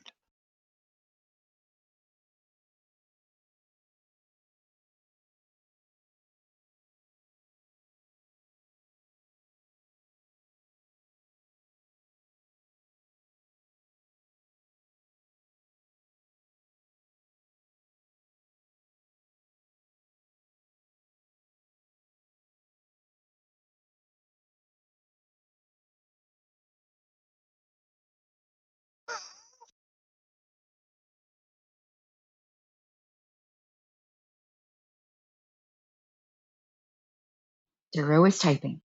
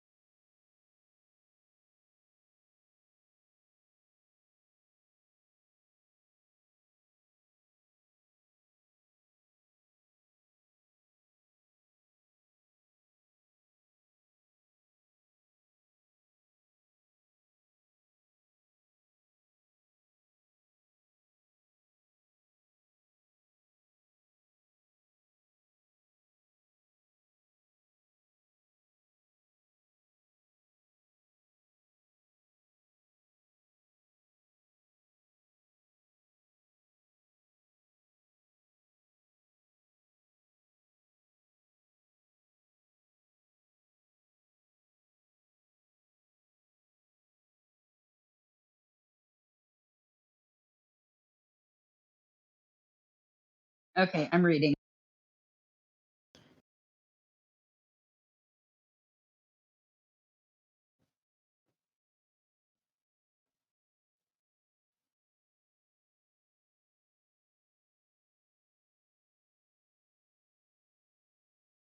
Okay.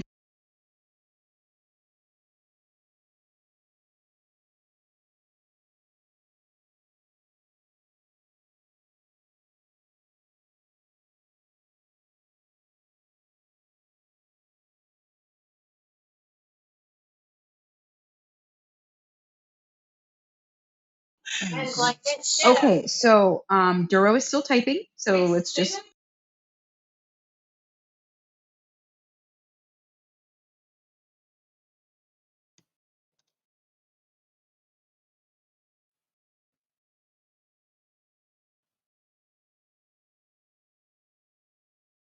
Okay, out of character question. We had agreed that Duro makes this announcement at dinner, or does.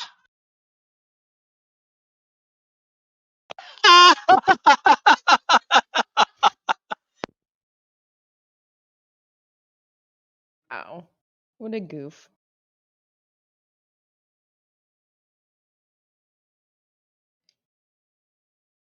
Okay, out of character. There's just lots of hilarity happening here in this house. Out of character question, did we say that Duro states this while we're still at dinner and then leaves? Or is this stated after he meditates? Because I think it's I need to stated know whether we are reacting to this statement at dinner. I thought it was at dinner. He had to name a second in command before he went in. Yeah, this is Yeah, tail end of dinner as things are wrapping up and he's getting ready to leave. Okay. that's fucking amazing. Hodge looks a little gobsmacked at his pronouncement, gathers herself together, squares her shoulders, and nods at him. She can't quite say anything. She can't quite put two words together to figure out what the hell just happened. But she accepts responsibility in that nod, and she's acknowledging that the mantle has been placed on her shoulders.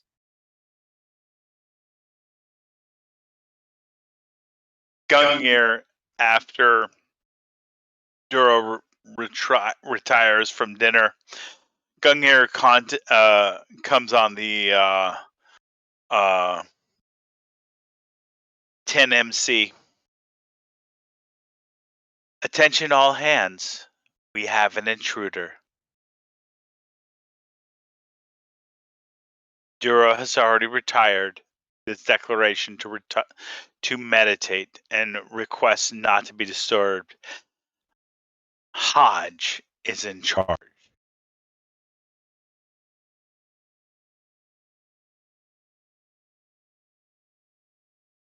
Out of character, you said we have an intruder? The contact That was out of character. The contact was by Gungnir. We have an intruder aboard.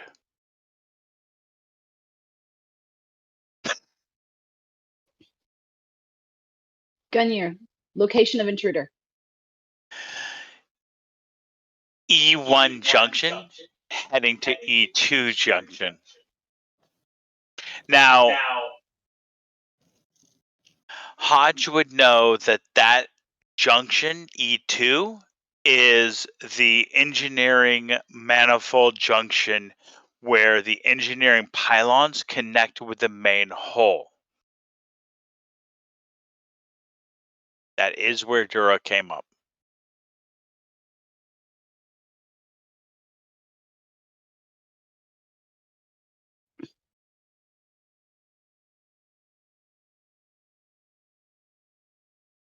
Astra, Tassara,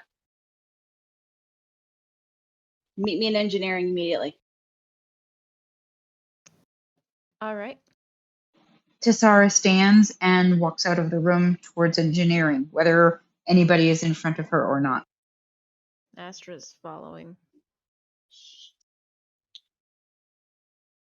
My brain had short circuited. I had forgotten we were all still at the table and Duro had just left. I thought some time had passed. We have an intruder who is getting in at the same spot where Duro and the clone came aboard. We don't know what we're up against. I want all hands with blasters ready. Astra will give Hodge a weird sideways look. Blasters? Ashante's gonna glare at Hodge. I see choosing the weakest of us in combat is the preferred method of dealing with an intruder. She looks over at the young Sith and says, "Forgive me, Ashanti. Far be it from me to make presumptions on your time and availability. I would be happy to have you join us." And I'll be happy to kill any Sith that wishes to trespass on our ship. Let's hope we don't have to resort to that. Let's hope we do. And she looks. The two ladies share a look that says that Hodge may be saying one thing, she obviously means another. And she'll give a slightly sideways glance to Tessara. And kind of almost like, a half smile, almost smirk as she moves to take the point.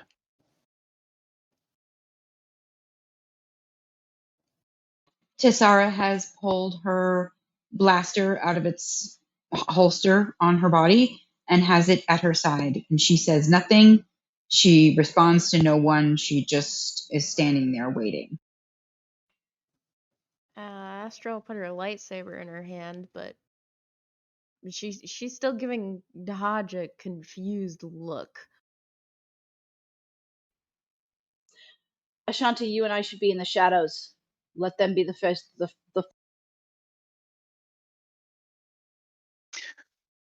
They're not strong enough. Nonetheless,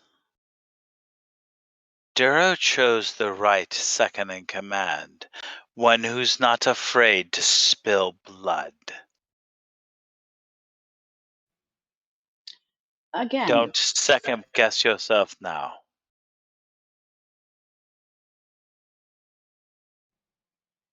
spilling blood is a last resort, but at least it's an option on the table.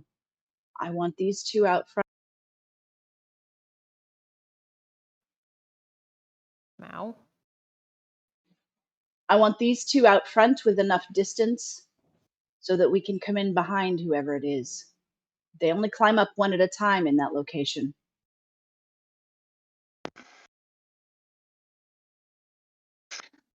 And as a correction, E1 connects with Deck 2, not engineering. Down this corridor.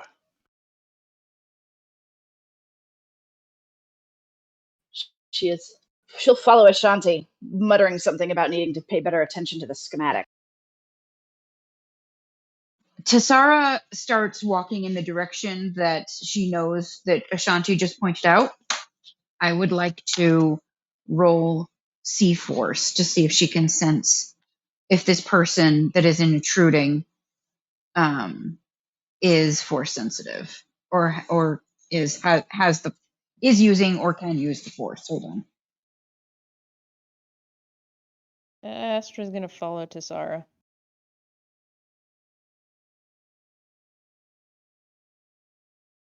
While Tessara is making her dice rolls, Ashante is going to reach up and tap Astra on the shoulder and pulling her slightly further behind Tessara, It's an 18. You can sense the life form approaching. It's not force sensitive, and it's a life form very familiar to you, to this world. Ask your questions carefully.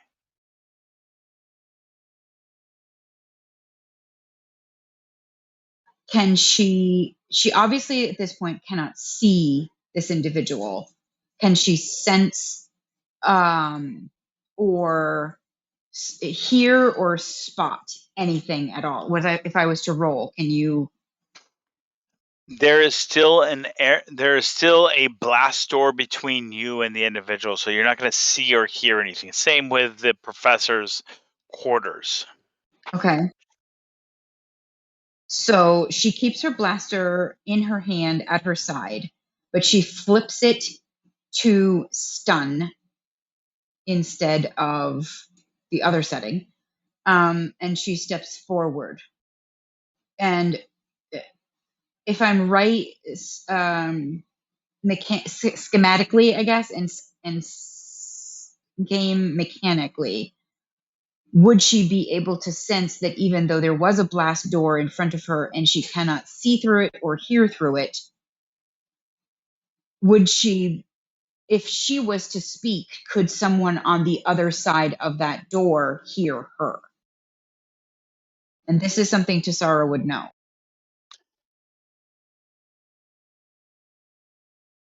So the doors are designed to prevent the passage of air, which means you can yell as much as you want. It's not going to penetrate the door. You can see as much as you want. It's not going to penetrate the door. This is designed to prevent if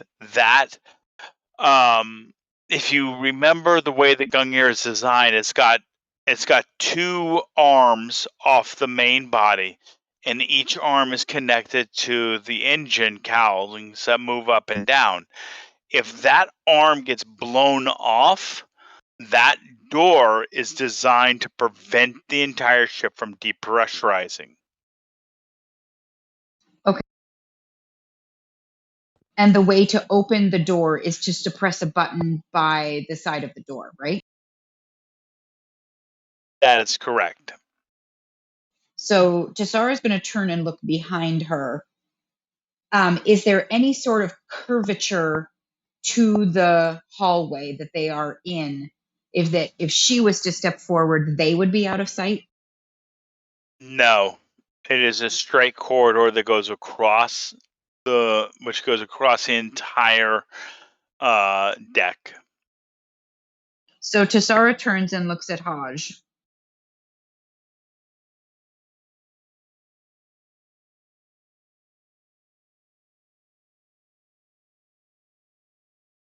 Hodge is waiting expectantly for Tessara to say something. Ashante will speak. Of course, open the door. If you die, I'll be right behind you to slay your murderer. I believe the answer to that is let's get into position so that we're not all crowded around the opening when whoever it is comes through, or worse yet, also has a blaster. And let's not all be on top of one another. Because if it gets past whoever's at the door, you're going to need somebody further down the corridor in order to stop whoever it is.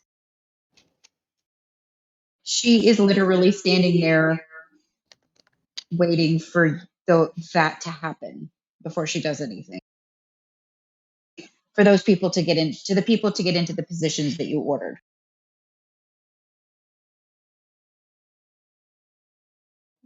Astra's Tessara, gonna do Astra. as told. Go ahead, Astra. I just said Astra's gonna do as she's told. Tessara, Astra, flank the door. Ashanti, you come back here with me. Tessara moves into position, and when she sees that the others are in position as Haj ordered, she will press the button to open the door.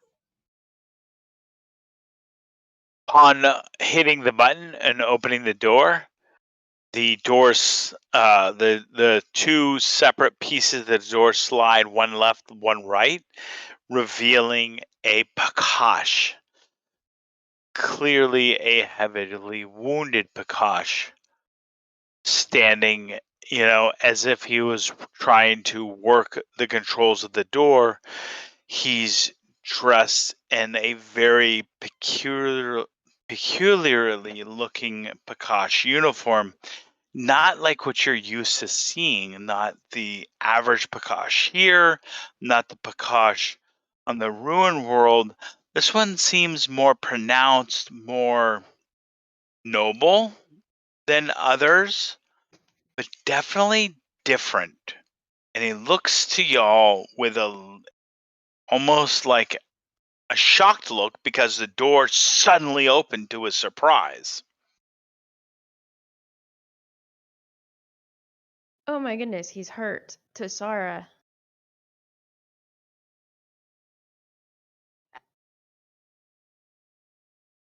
Astral I'll clip her lightsaber to her belt and try to speak. Who are you?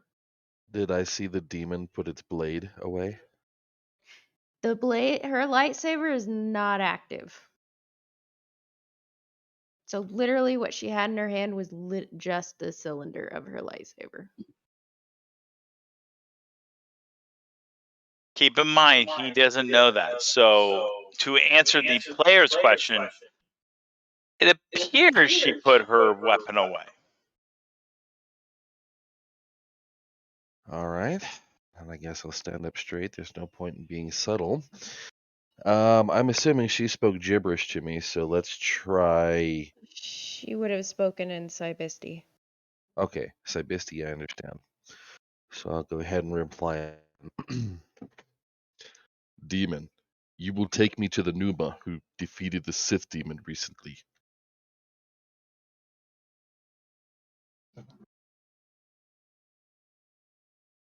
Hodge has the blaster leveled at him. I'm not a demon, and you're hurt. You carry the weapon of a demon. My people have suffered enough. Take me to the Numa who has defeated the previous demon.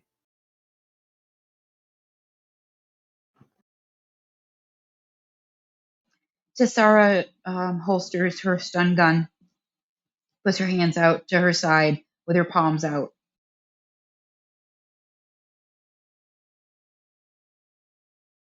Wait, she's extending her palms out?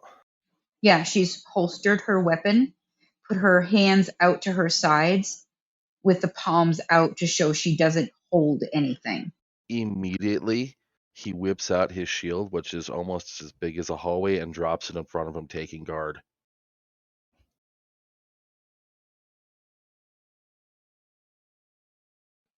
Wait, hang on a second. I need clarification.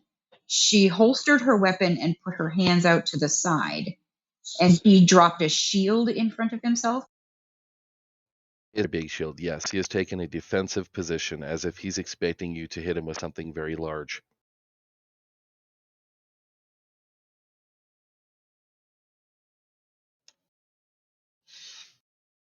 Look, we're not exactly friends with the Sith either. Why don't you put the shield down? We'll treat your injuries and talk. Lower her hands. I've seen what you can do with your will. Tassara, your gesture with your hands. She drops her hands and looks at him. None of us are demons, and none of us have any intention of harming you as you are already harmed.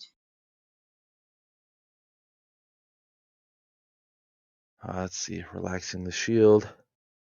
Now let this look over the top of it instead of looking through the slit. You want us to take you to someone you said that defeated the Sith before? She turns around and she looks at Haj and The at one, Ashanti. I speak of the one with no face. Shantae's not visible currently.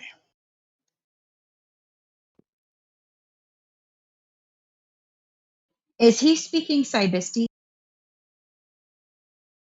He is speaking Cybisti.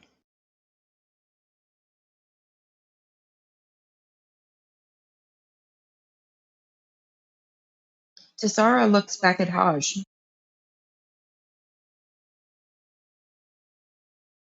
Escort him to the med bay. Have handyman sedate him and treat his wounds. Tasara looks back at him and then over at Astra. We'd like to take you to our med bay to see to your wounds, and then you can meet whoever it is you'd like to. I do not have time. I have lost enough already. My son was taken by these demons. I must know how she beat the Sith. Who?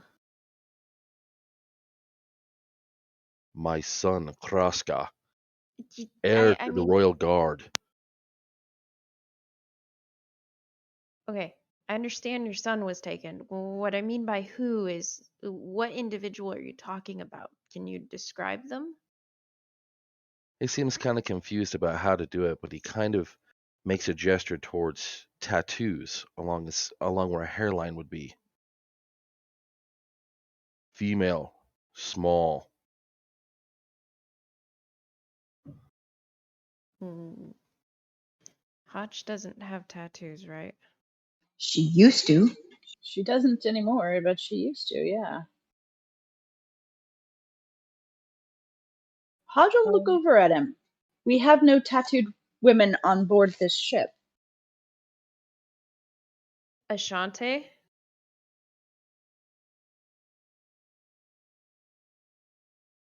So out of character, I actually wouldn't know the Sith's name, but actually, should I remember the actual character's name because we did the picture and talked about it so briefly. Remember, she would have identified herself upon assault on your ship. She would have declared herself. All right. Vienna. Anna? Vienna. Oh, Vienna. All right. The one who calls itself Vienna. Hodge looks over her shoulder and says to what appears to be an empty hallway, "We know her."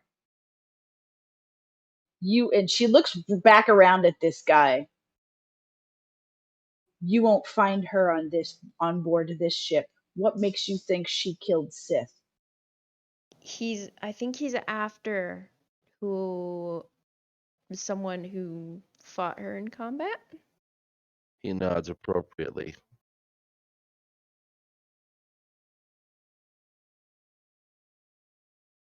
She looks back over her shoulder.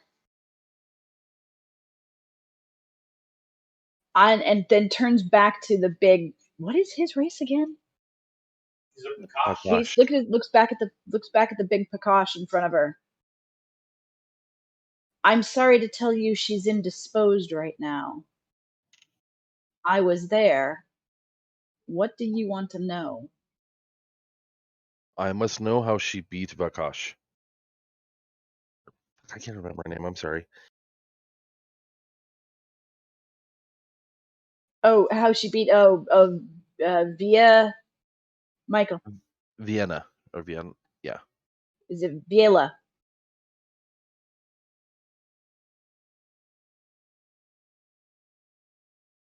Let's tend to your wounds, and then we'll get you that information while Handyman is examining you. Reluctantly, he reshoulders his shield. Most notable of injuries would be his side. His armor shredded, and it looks like he took a pretty large, sharp object to the side. Just for player information, I have posted a picture of Krisk in the text chat by this fire. How did you know to come to this ship? I followed. If he saw the fight where Viela was defeated, he knew to come on board.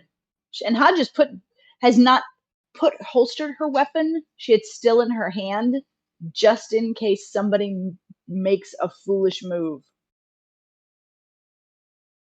That means he got on this ship while we are surrounded by the Sith. Are we still not surrounded? I think we're still surrounded. We will be surrounded until Duro goes to see the Sith Queen, and probably after. If I had to guess, and she looks right at him. Krisk is the name. I am assuming the pronunciation. We haven't been introduced yet.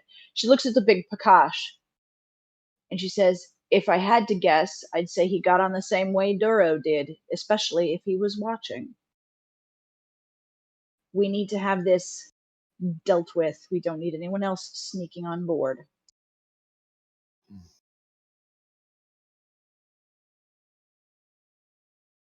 And we're walking down the hall to the med bay, and she'll send a comlink notification to Handyman to have him expect Prakash with serious but treatable wounds, and that he's ambulatory.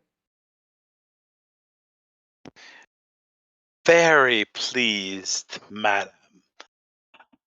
And am I to be assuming correctly that this specimen is available for autopsy and dissection?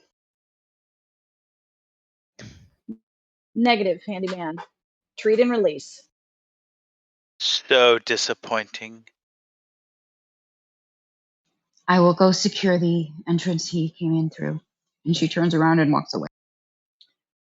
And Handyman, Yes. please make sure that our first patient is secure. We don't want any inadvertent introductions. She is well sedated. I highly doubt she'll be waking anytime soon. Thank you, Handyman. Based off of our first examination and experiment, I have adjusted the dosages. She barely even registered the initial injection, unlike you and your counterpart. Excellent. It's nice to know that you can learn how to make those adjustments on the fly. Well done, Handyman. I'm a man of science, of course. I have adjusted.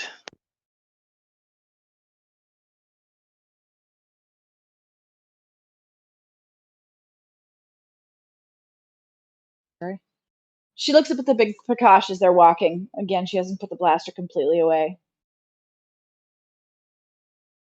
If you're going to take advantage of our medical bay, we should know what your name is. Is she speaking which language? Saibisti. Okay. Yeah, Krisk. why not? Krisk?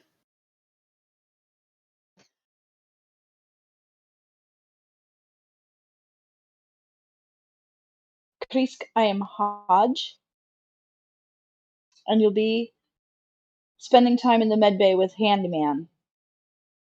He's a protocol droid and currently our med tech.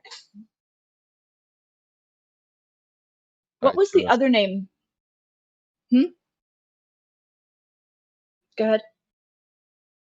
Sorry, someone asked a question. I was waiting. No, go ahead. Oh. Does the metal man know how to treat burns? Yes. He pretty You much should be in lays good it flat. hands.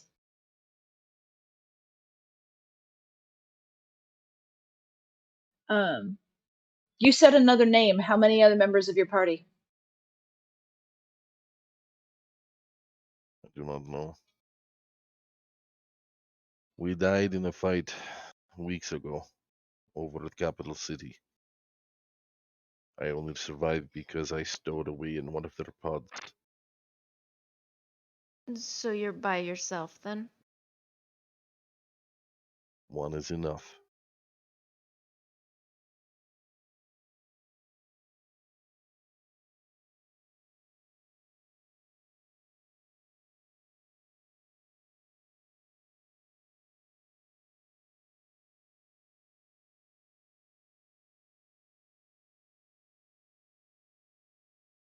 So then what was the other name that you called? You said something about children. Kraska, my son.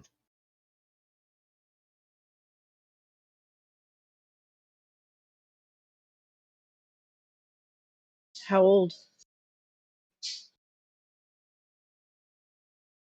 I guess I would need to ask Traveler about that one because we didn't quite figure out what the age was for abductions for Force-sensitive children.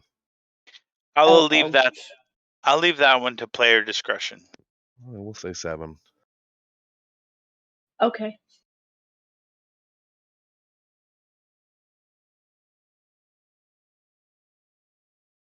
Very young then. Yes. Sorry. Will you want to know? Tassara, Astra, take him to the med bay. I'm gonna go have a conversation. What? Tassara had announced earlier she was going to secure the door that he had entered in, and she walked away. Oh, that's sorry. Astra's still with you two, so Yep. Astra, take him to the med bay. I want to have a conversation with our other party member. all right. Chris, if you'll follow me, Astra says. Well, it's not like he really has much of a choice. I guess I'm going along.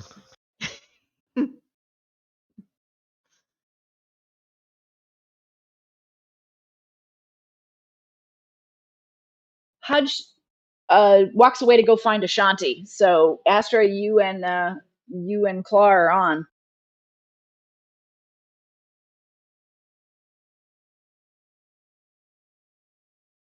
Why do you call? Actually, no. You want to rescue your son, I take it? Part of it, yes. I am also a royal guard. They killed the family, and it's my obligation to exact their revenge. What family? The royal family, who perished at their hands. Astra's eyes kind of go wide for a minute. She's like, I see.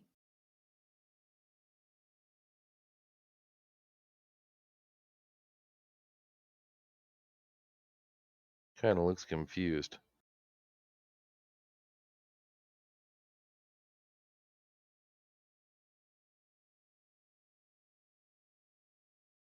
She's quiet for a few more steps. It's like she's thinking, she's contemplating her next words. You came here looking for help then? I came to find a means to an end.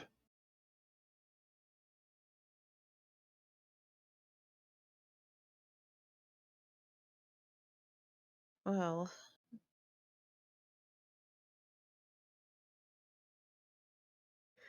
I'm not sure where Ashante is at the moment, but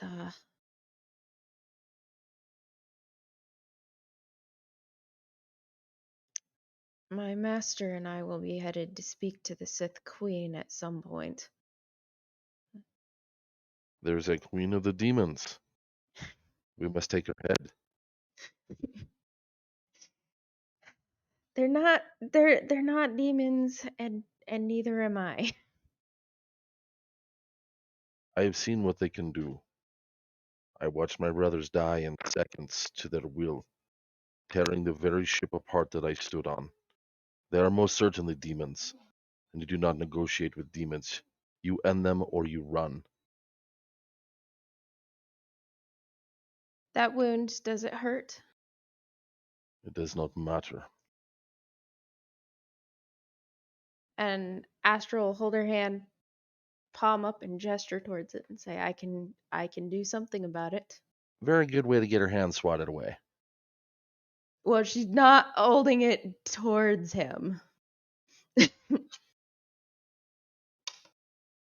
I can heal it, well, sort of.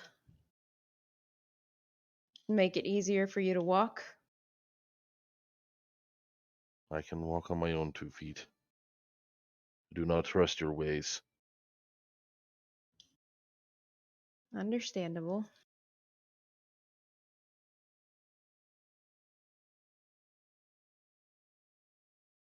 Are they still walking to the med bay, or where is the med bay?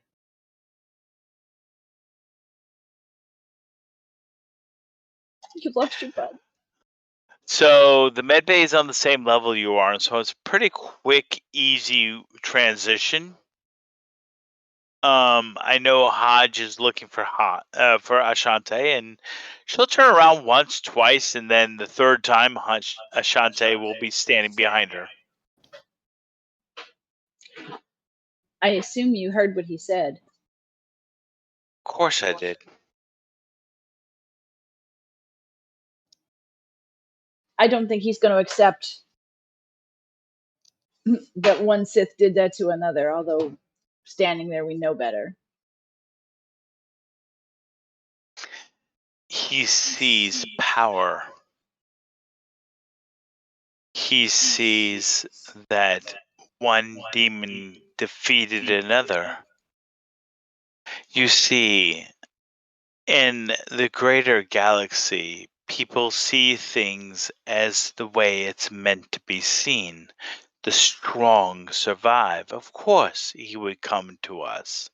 He saw me defeat this woman, and therefore he seeks an alliance with the strongest of us.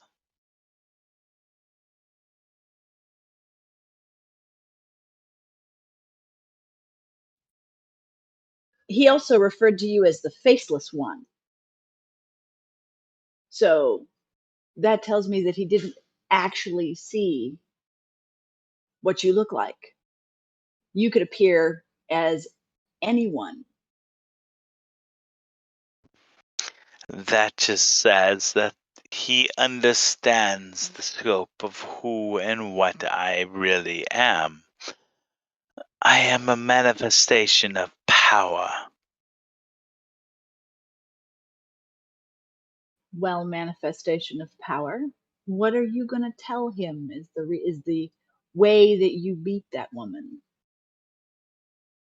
Step into into Hodge's space and go into her personal space. Look her in the eyes and tell her flatly, I will tell her that the weakest was defeated by the stronger.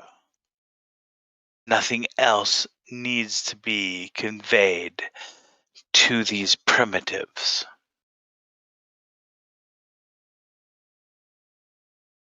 He's looking to you for advice.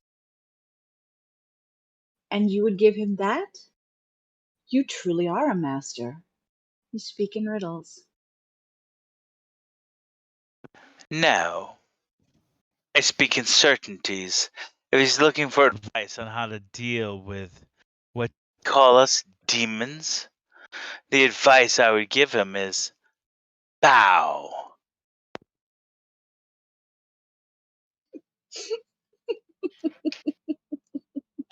And she can hear Hodge snickering.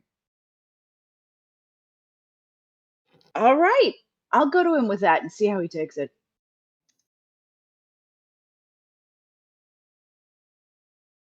Is that not where we belong?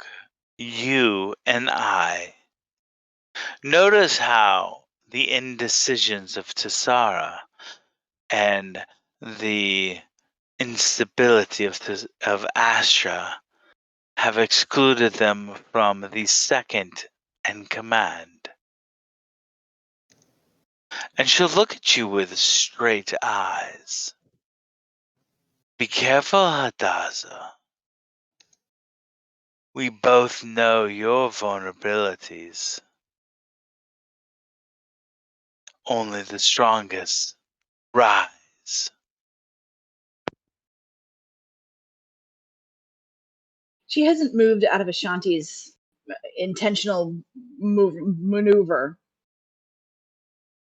She looks at the Sith woman and nods her agreement.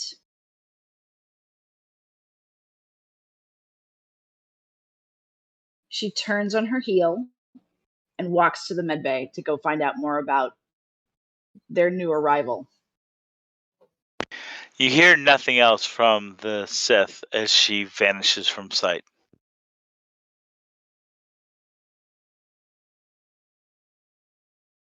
She gets to the med bay and takes a look around to assess the situation. Where is everybody?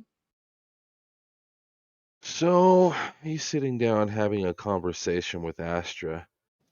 As she finishes her sentence, he sounds a little irritated, saying, "You know nothing. You claim to speak to this queen when you should be ending her life."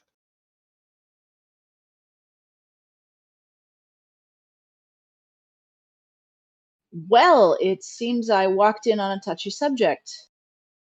She looks over at Astra and says, Queen. I assume he's referring to Duro's meeting tomorrow? Yes.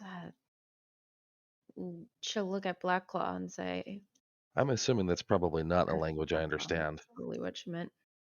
No, actually, the whole ship is under orders to speak in Cybisti at all times. Yep. She'll look at Kursk and say, violence isn't always the best answer, and I am a Jedi. We seek peace first. Well, we Peace seek does not a end peaceful suffering. resolution first. Peace does not end suffering. If you do not pull a weed from its roots, does it not claim another plant in your garden?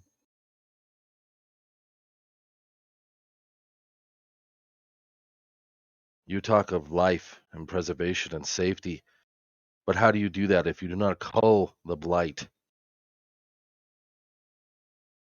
Should it be necessary, we will, but You do not think the leader of demons would be a worthy cause to uproot? believe me, there's nothing I would Steps in- like better. Hudge steps in real quick and just says, okay, first you refer to my comrade and crew member as Arm, as a demon. Now you're referring to the Sith as a demon. Let's get an understanding of what that means in your world before you start casting aspersions where there should be none. He points directly at Ava's lightsaber, At who? Oh, Astra. or Astra's lightsaber. Astro blink and look down. My lightsaber? The weapon of demons who move things with their will, kill at pleasure. And Those three things are not mutually exclusive. He tilts his head looking at Haj.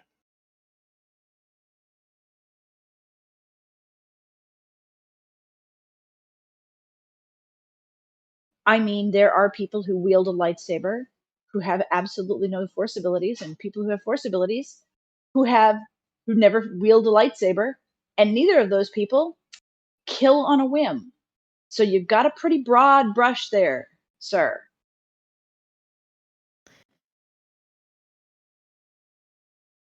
you've seen one culture that wields a lightsaber. For my own, it's not just a weapon. Iskas.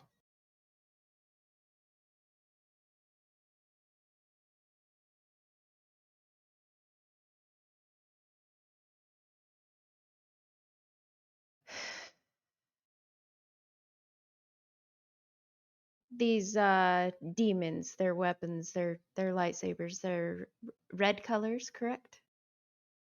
He actually looks confused, as if he doesn't understand what color means. That Astro like and um she'll think for a moment. The blade. What did the blade look like? Hot. Bright.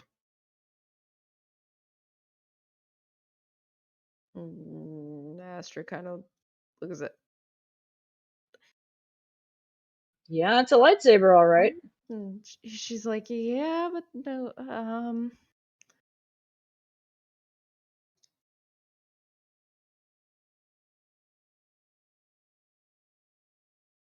and then she's just kind of quiet for a moment because she's like, Handyman, what's the assessment of his injuries? They are crudely treated, but non-life-threatening. She looks back at Krisk.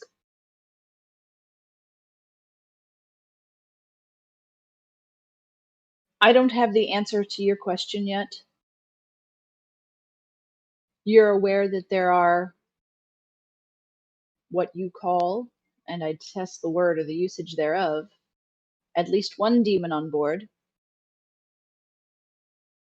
Will you be content to stay here, have Handyman treat your wounds, and while we get the answer to your question? He pauses to think about it for a second.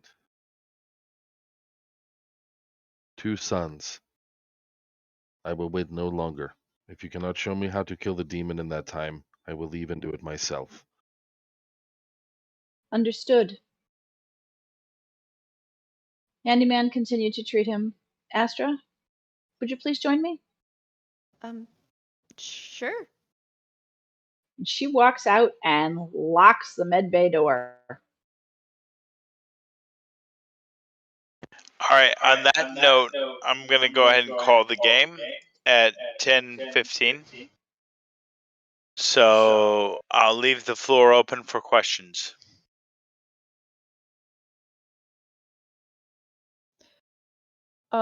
So I'm guessing the Pakash don't see in the same spectrum that everyone else does. Absolutely not. That explains a lot.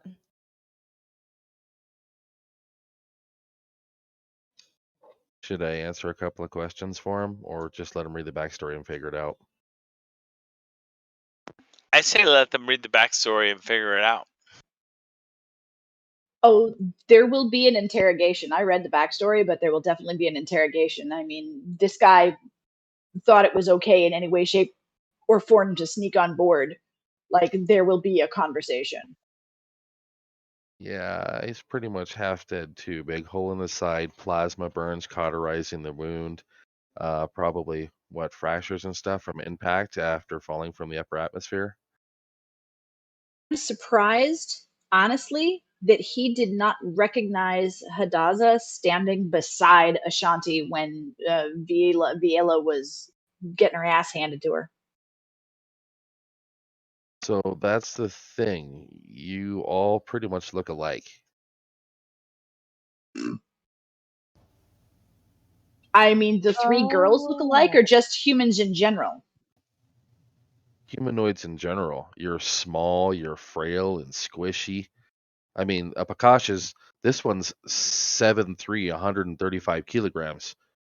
Now, that shield, when he put it down, pretty much blocked most of the entire hallway. Yep. I knew that he was a big boy. Yes, that math checks. Okay. Okay.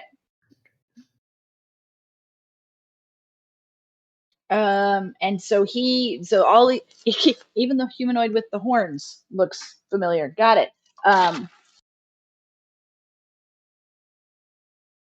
And he's pretty beat up from falling. Where is his ship, and how long I mean, this is going to be an interrogation, part of the interrogation question, but where is his ship? Where is his crew?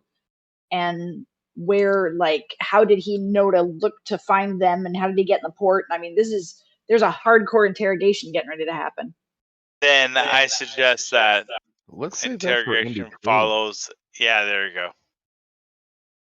Save that for a what now? Let's save that for the in-betweens, because that's a lot of prying questions that we don't want to meta out when there's such great opportunity for RP. Yeah. Absolutely. Totally. All right. That was kind of it for me. I guess on my side, did I notice that scent? The particular one that the Numa has?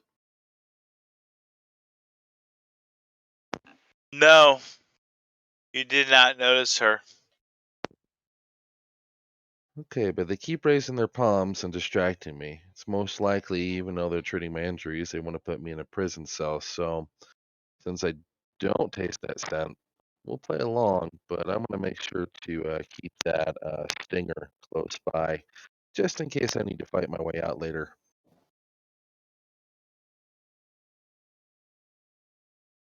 And Michael has to go to work in the morning, don't you? I do. Oh, I smell a call out getting ready to happen. All right. I don't have any questions. I can't think of any. Nope, me neither. Amy's packing, Mike is passing out, so I'm gonna bid y'all good night so we can get out of his hair. All right, good night. All right, Good let night. me go ahead and shut down the recording. All right, well, I'm pretty much free for the most part most weekends. So if we end up popping in between, I don't care when we start. I just got to know where we're starting. Yeah, I think Astra's gonna want to talk to him at some point. I don't know if that'll be before or after the Sith Queen, though. It'll also be easier to type because the deep voice thing is kind of hard while I'm trying to figure them out. Yeah. All right, well, I'm going to use the restroom, so I'm going to hop off the voice and I'll be right back. All right.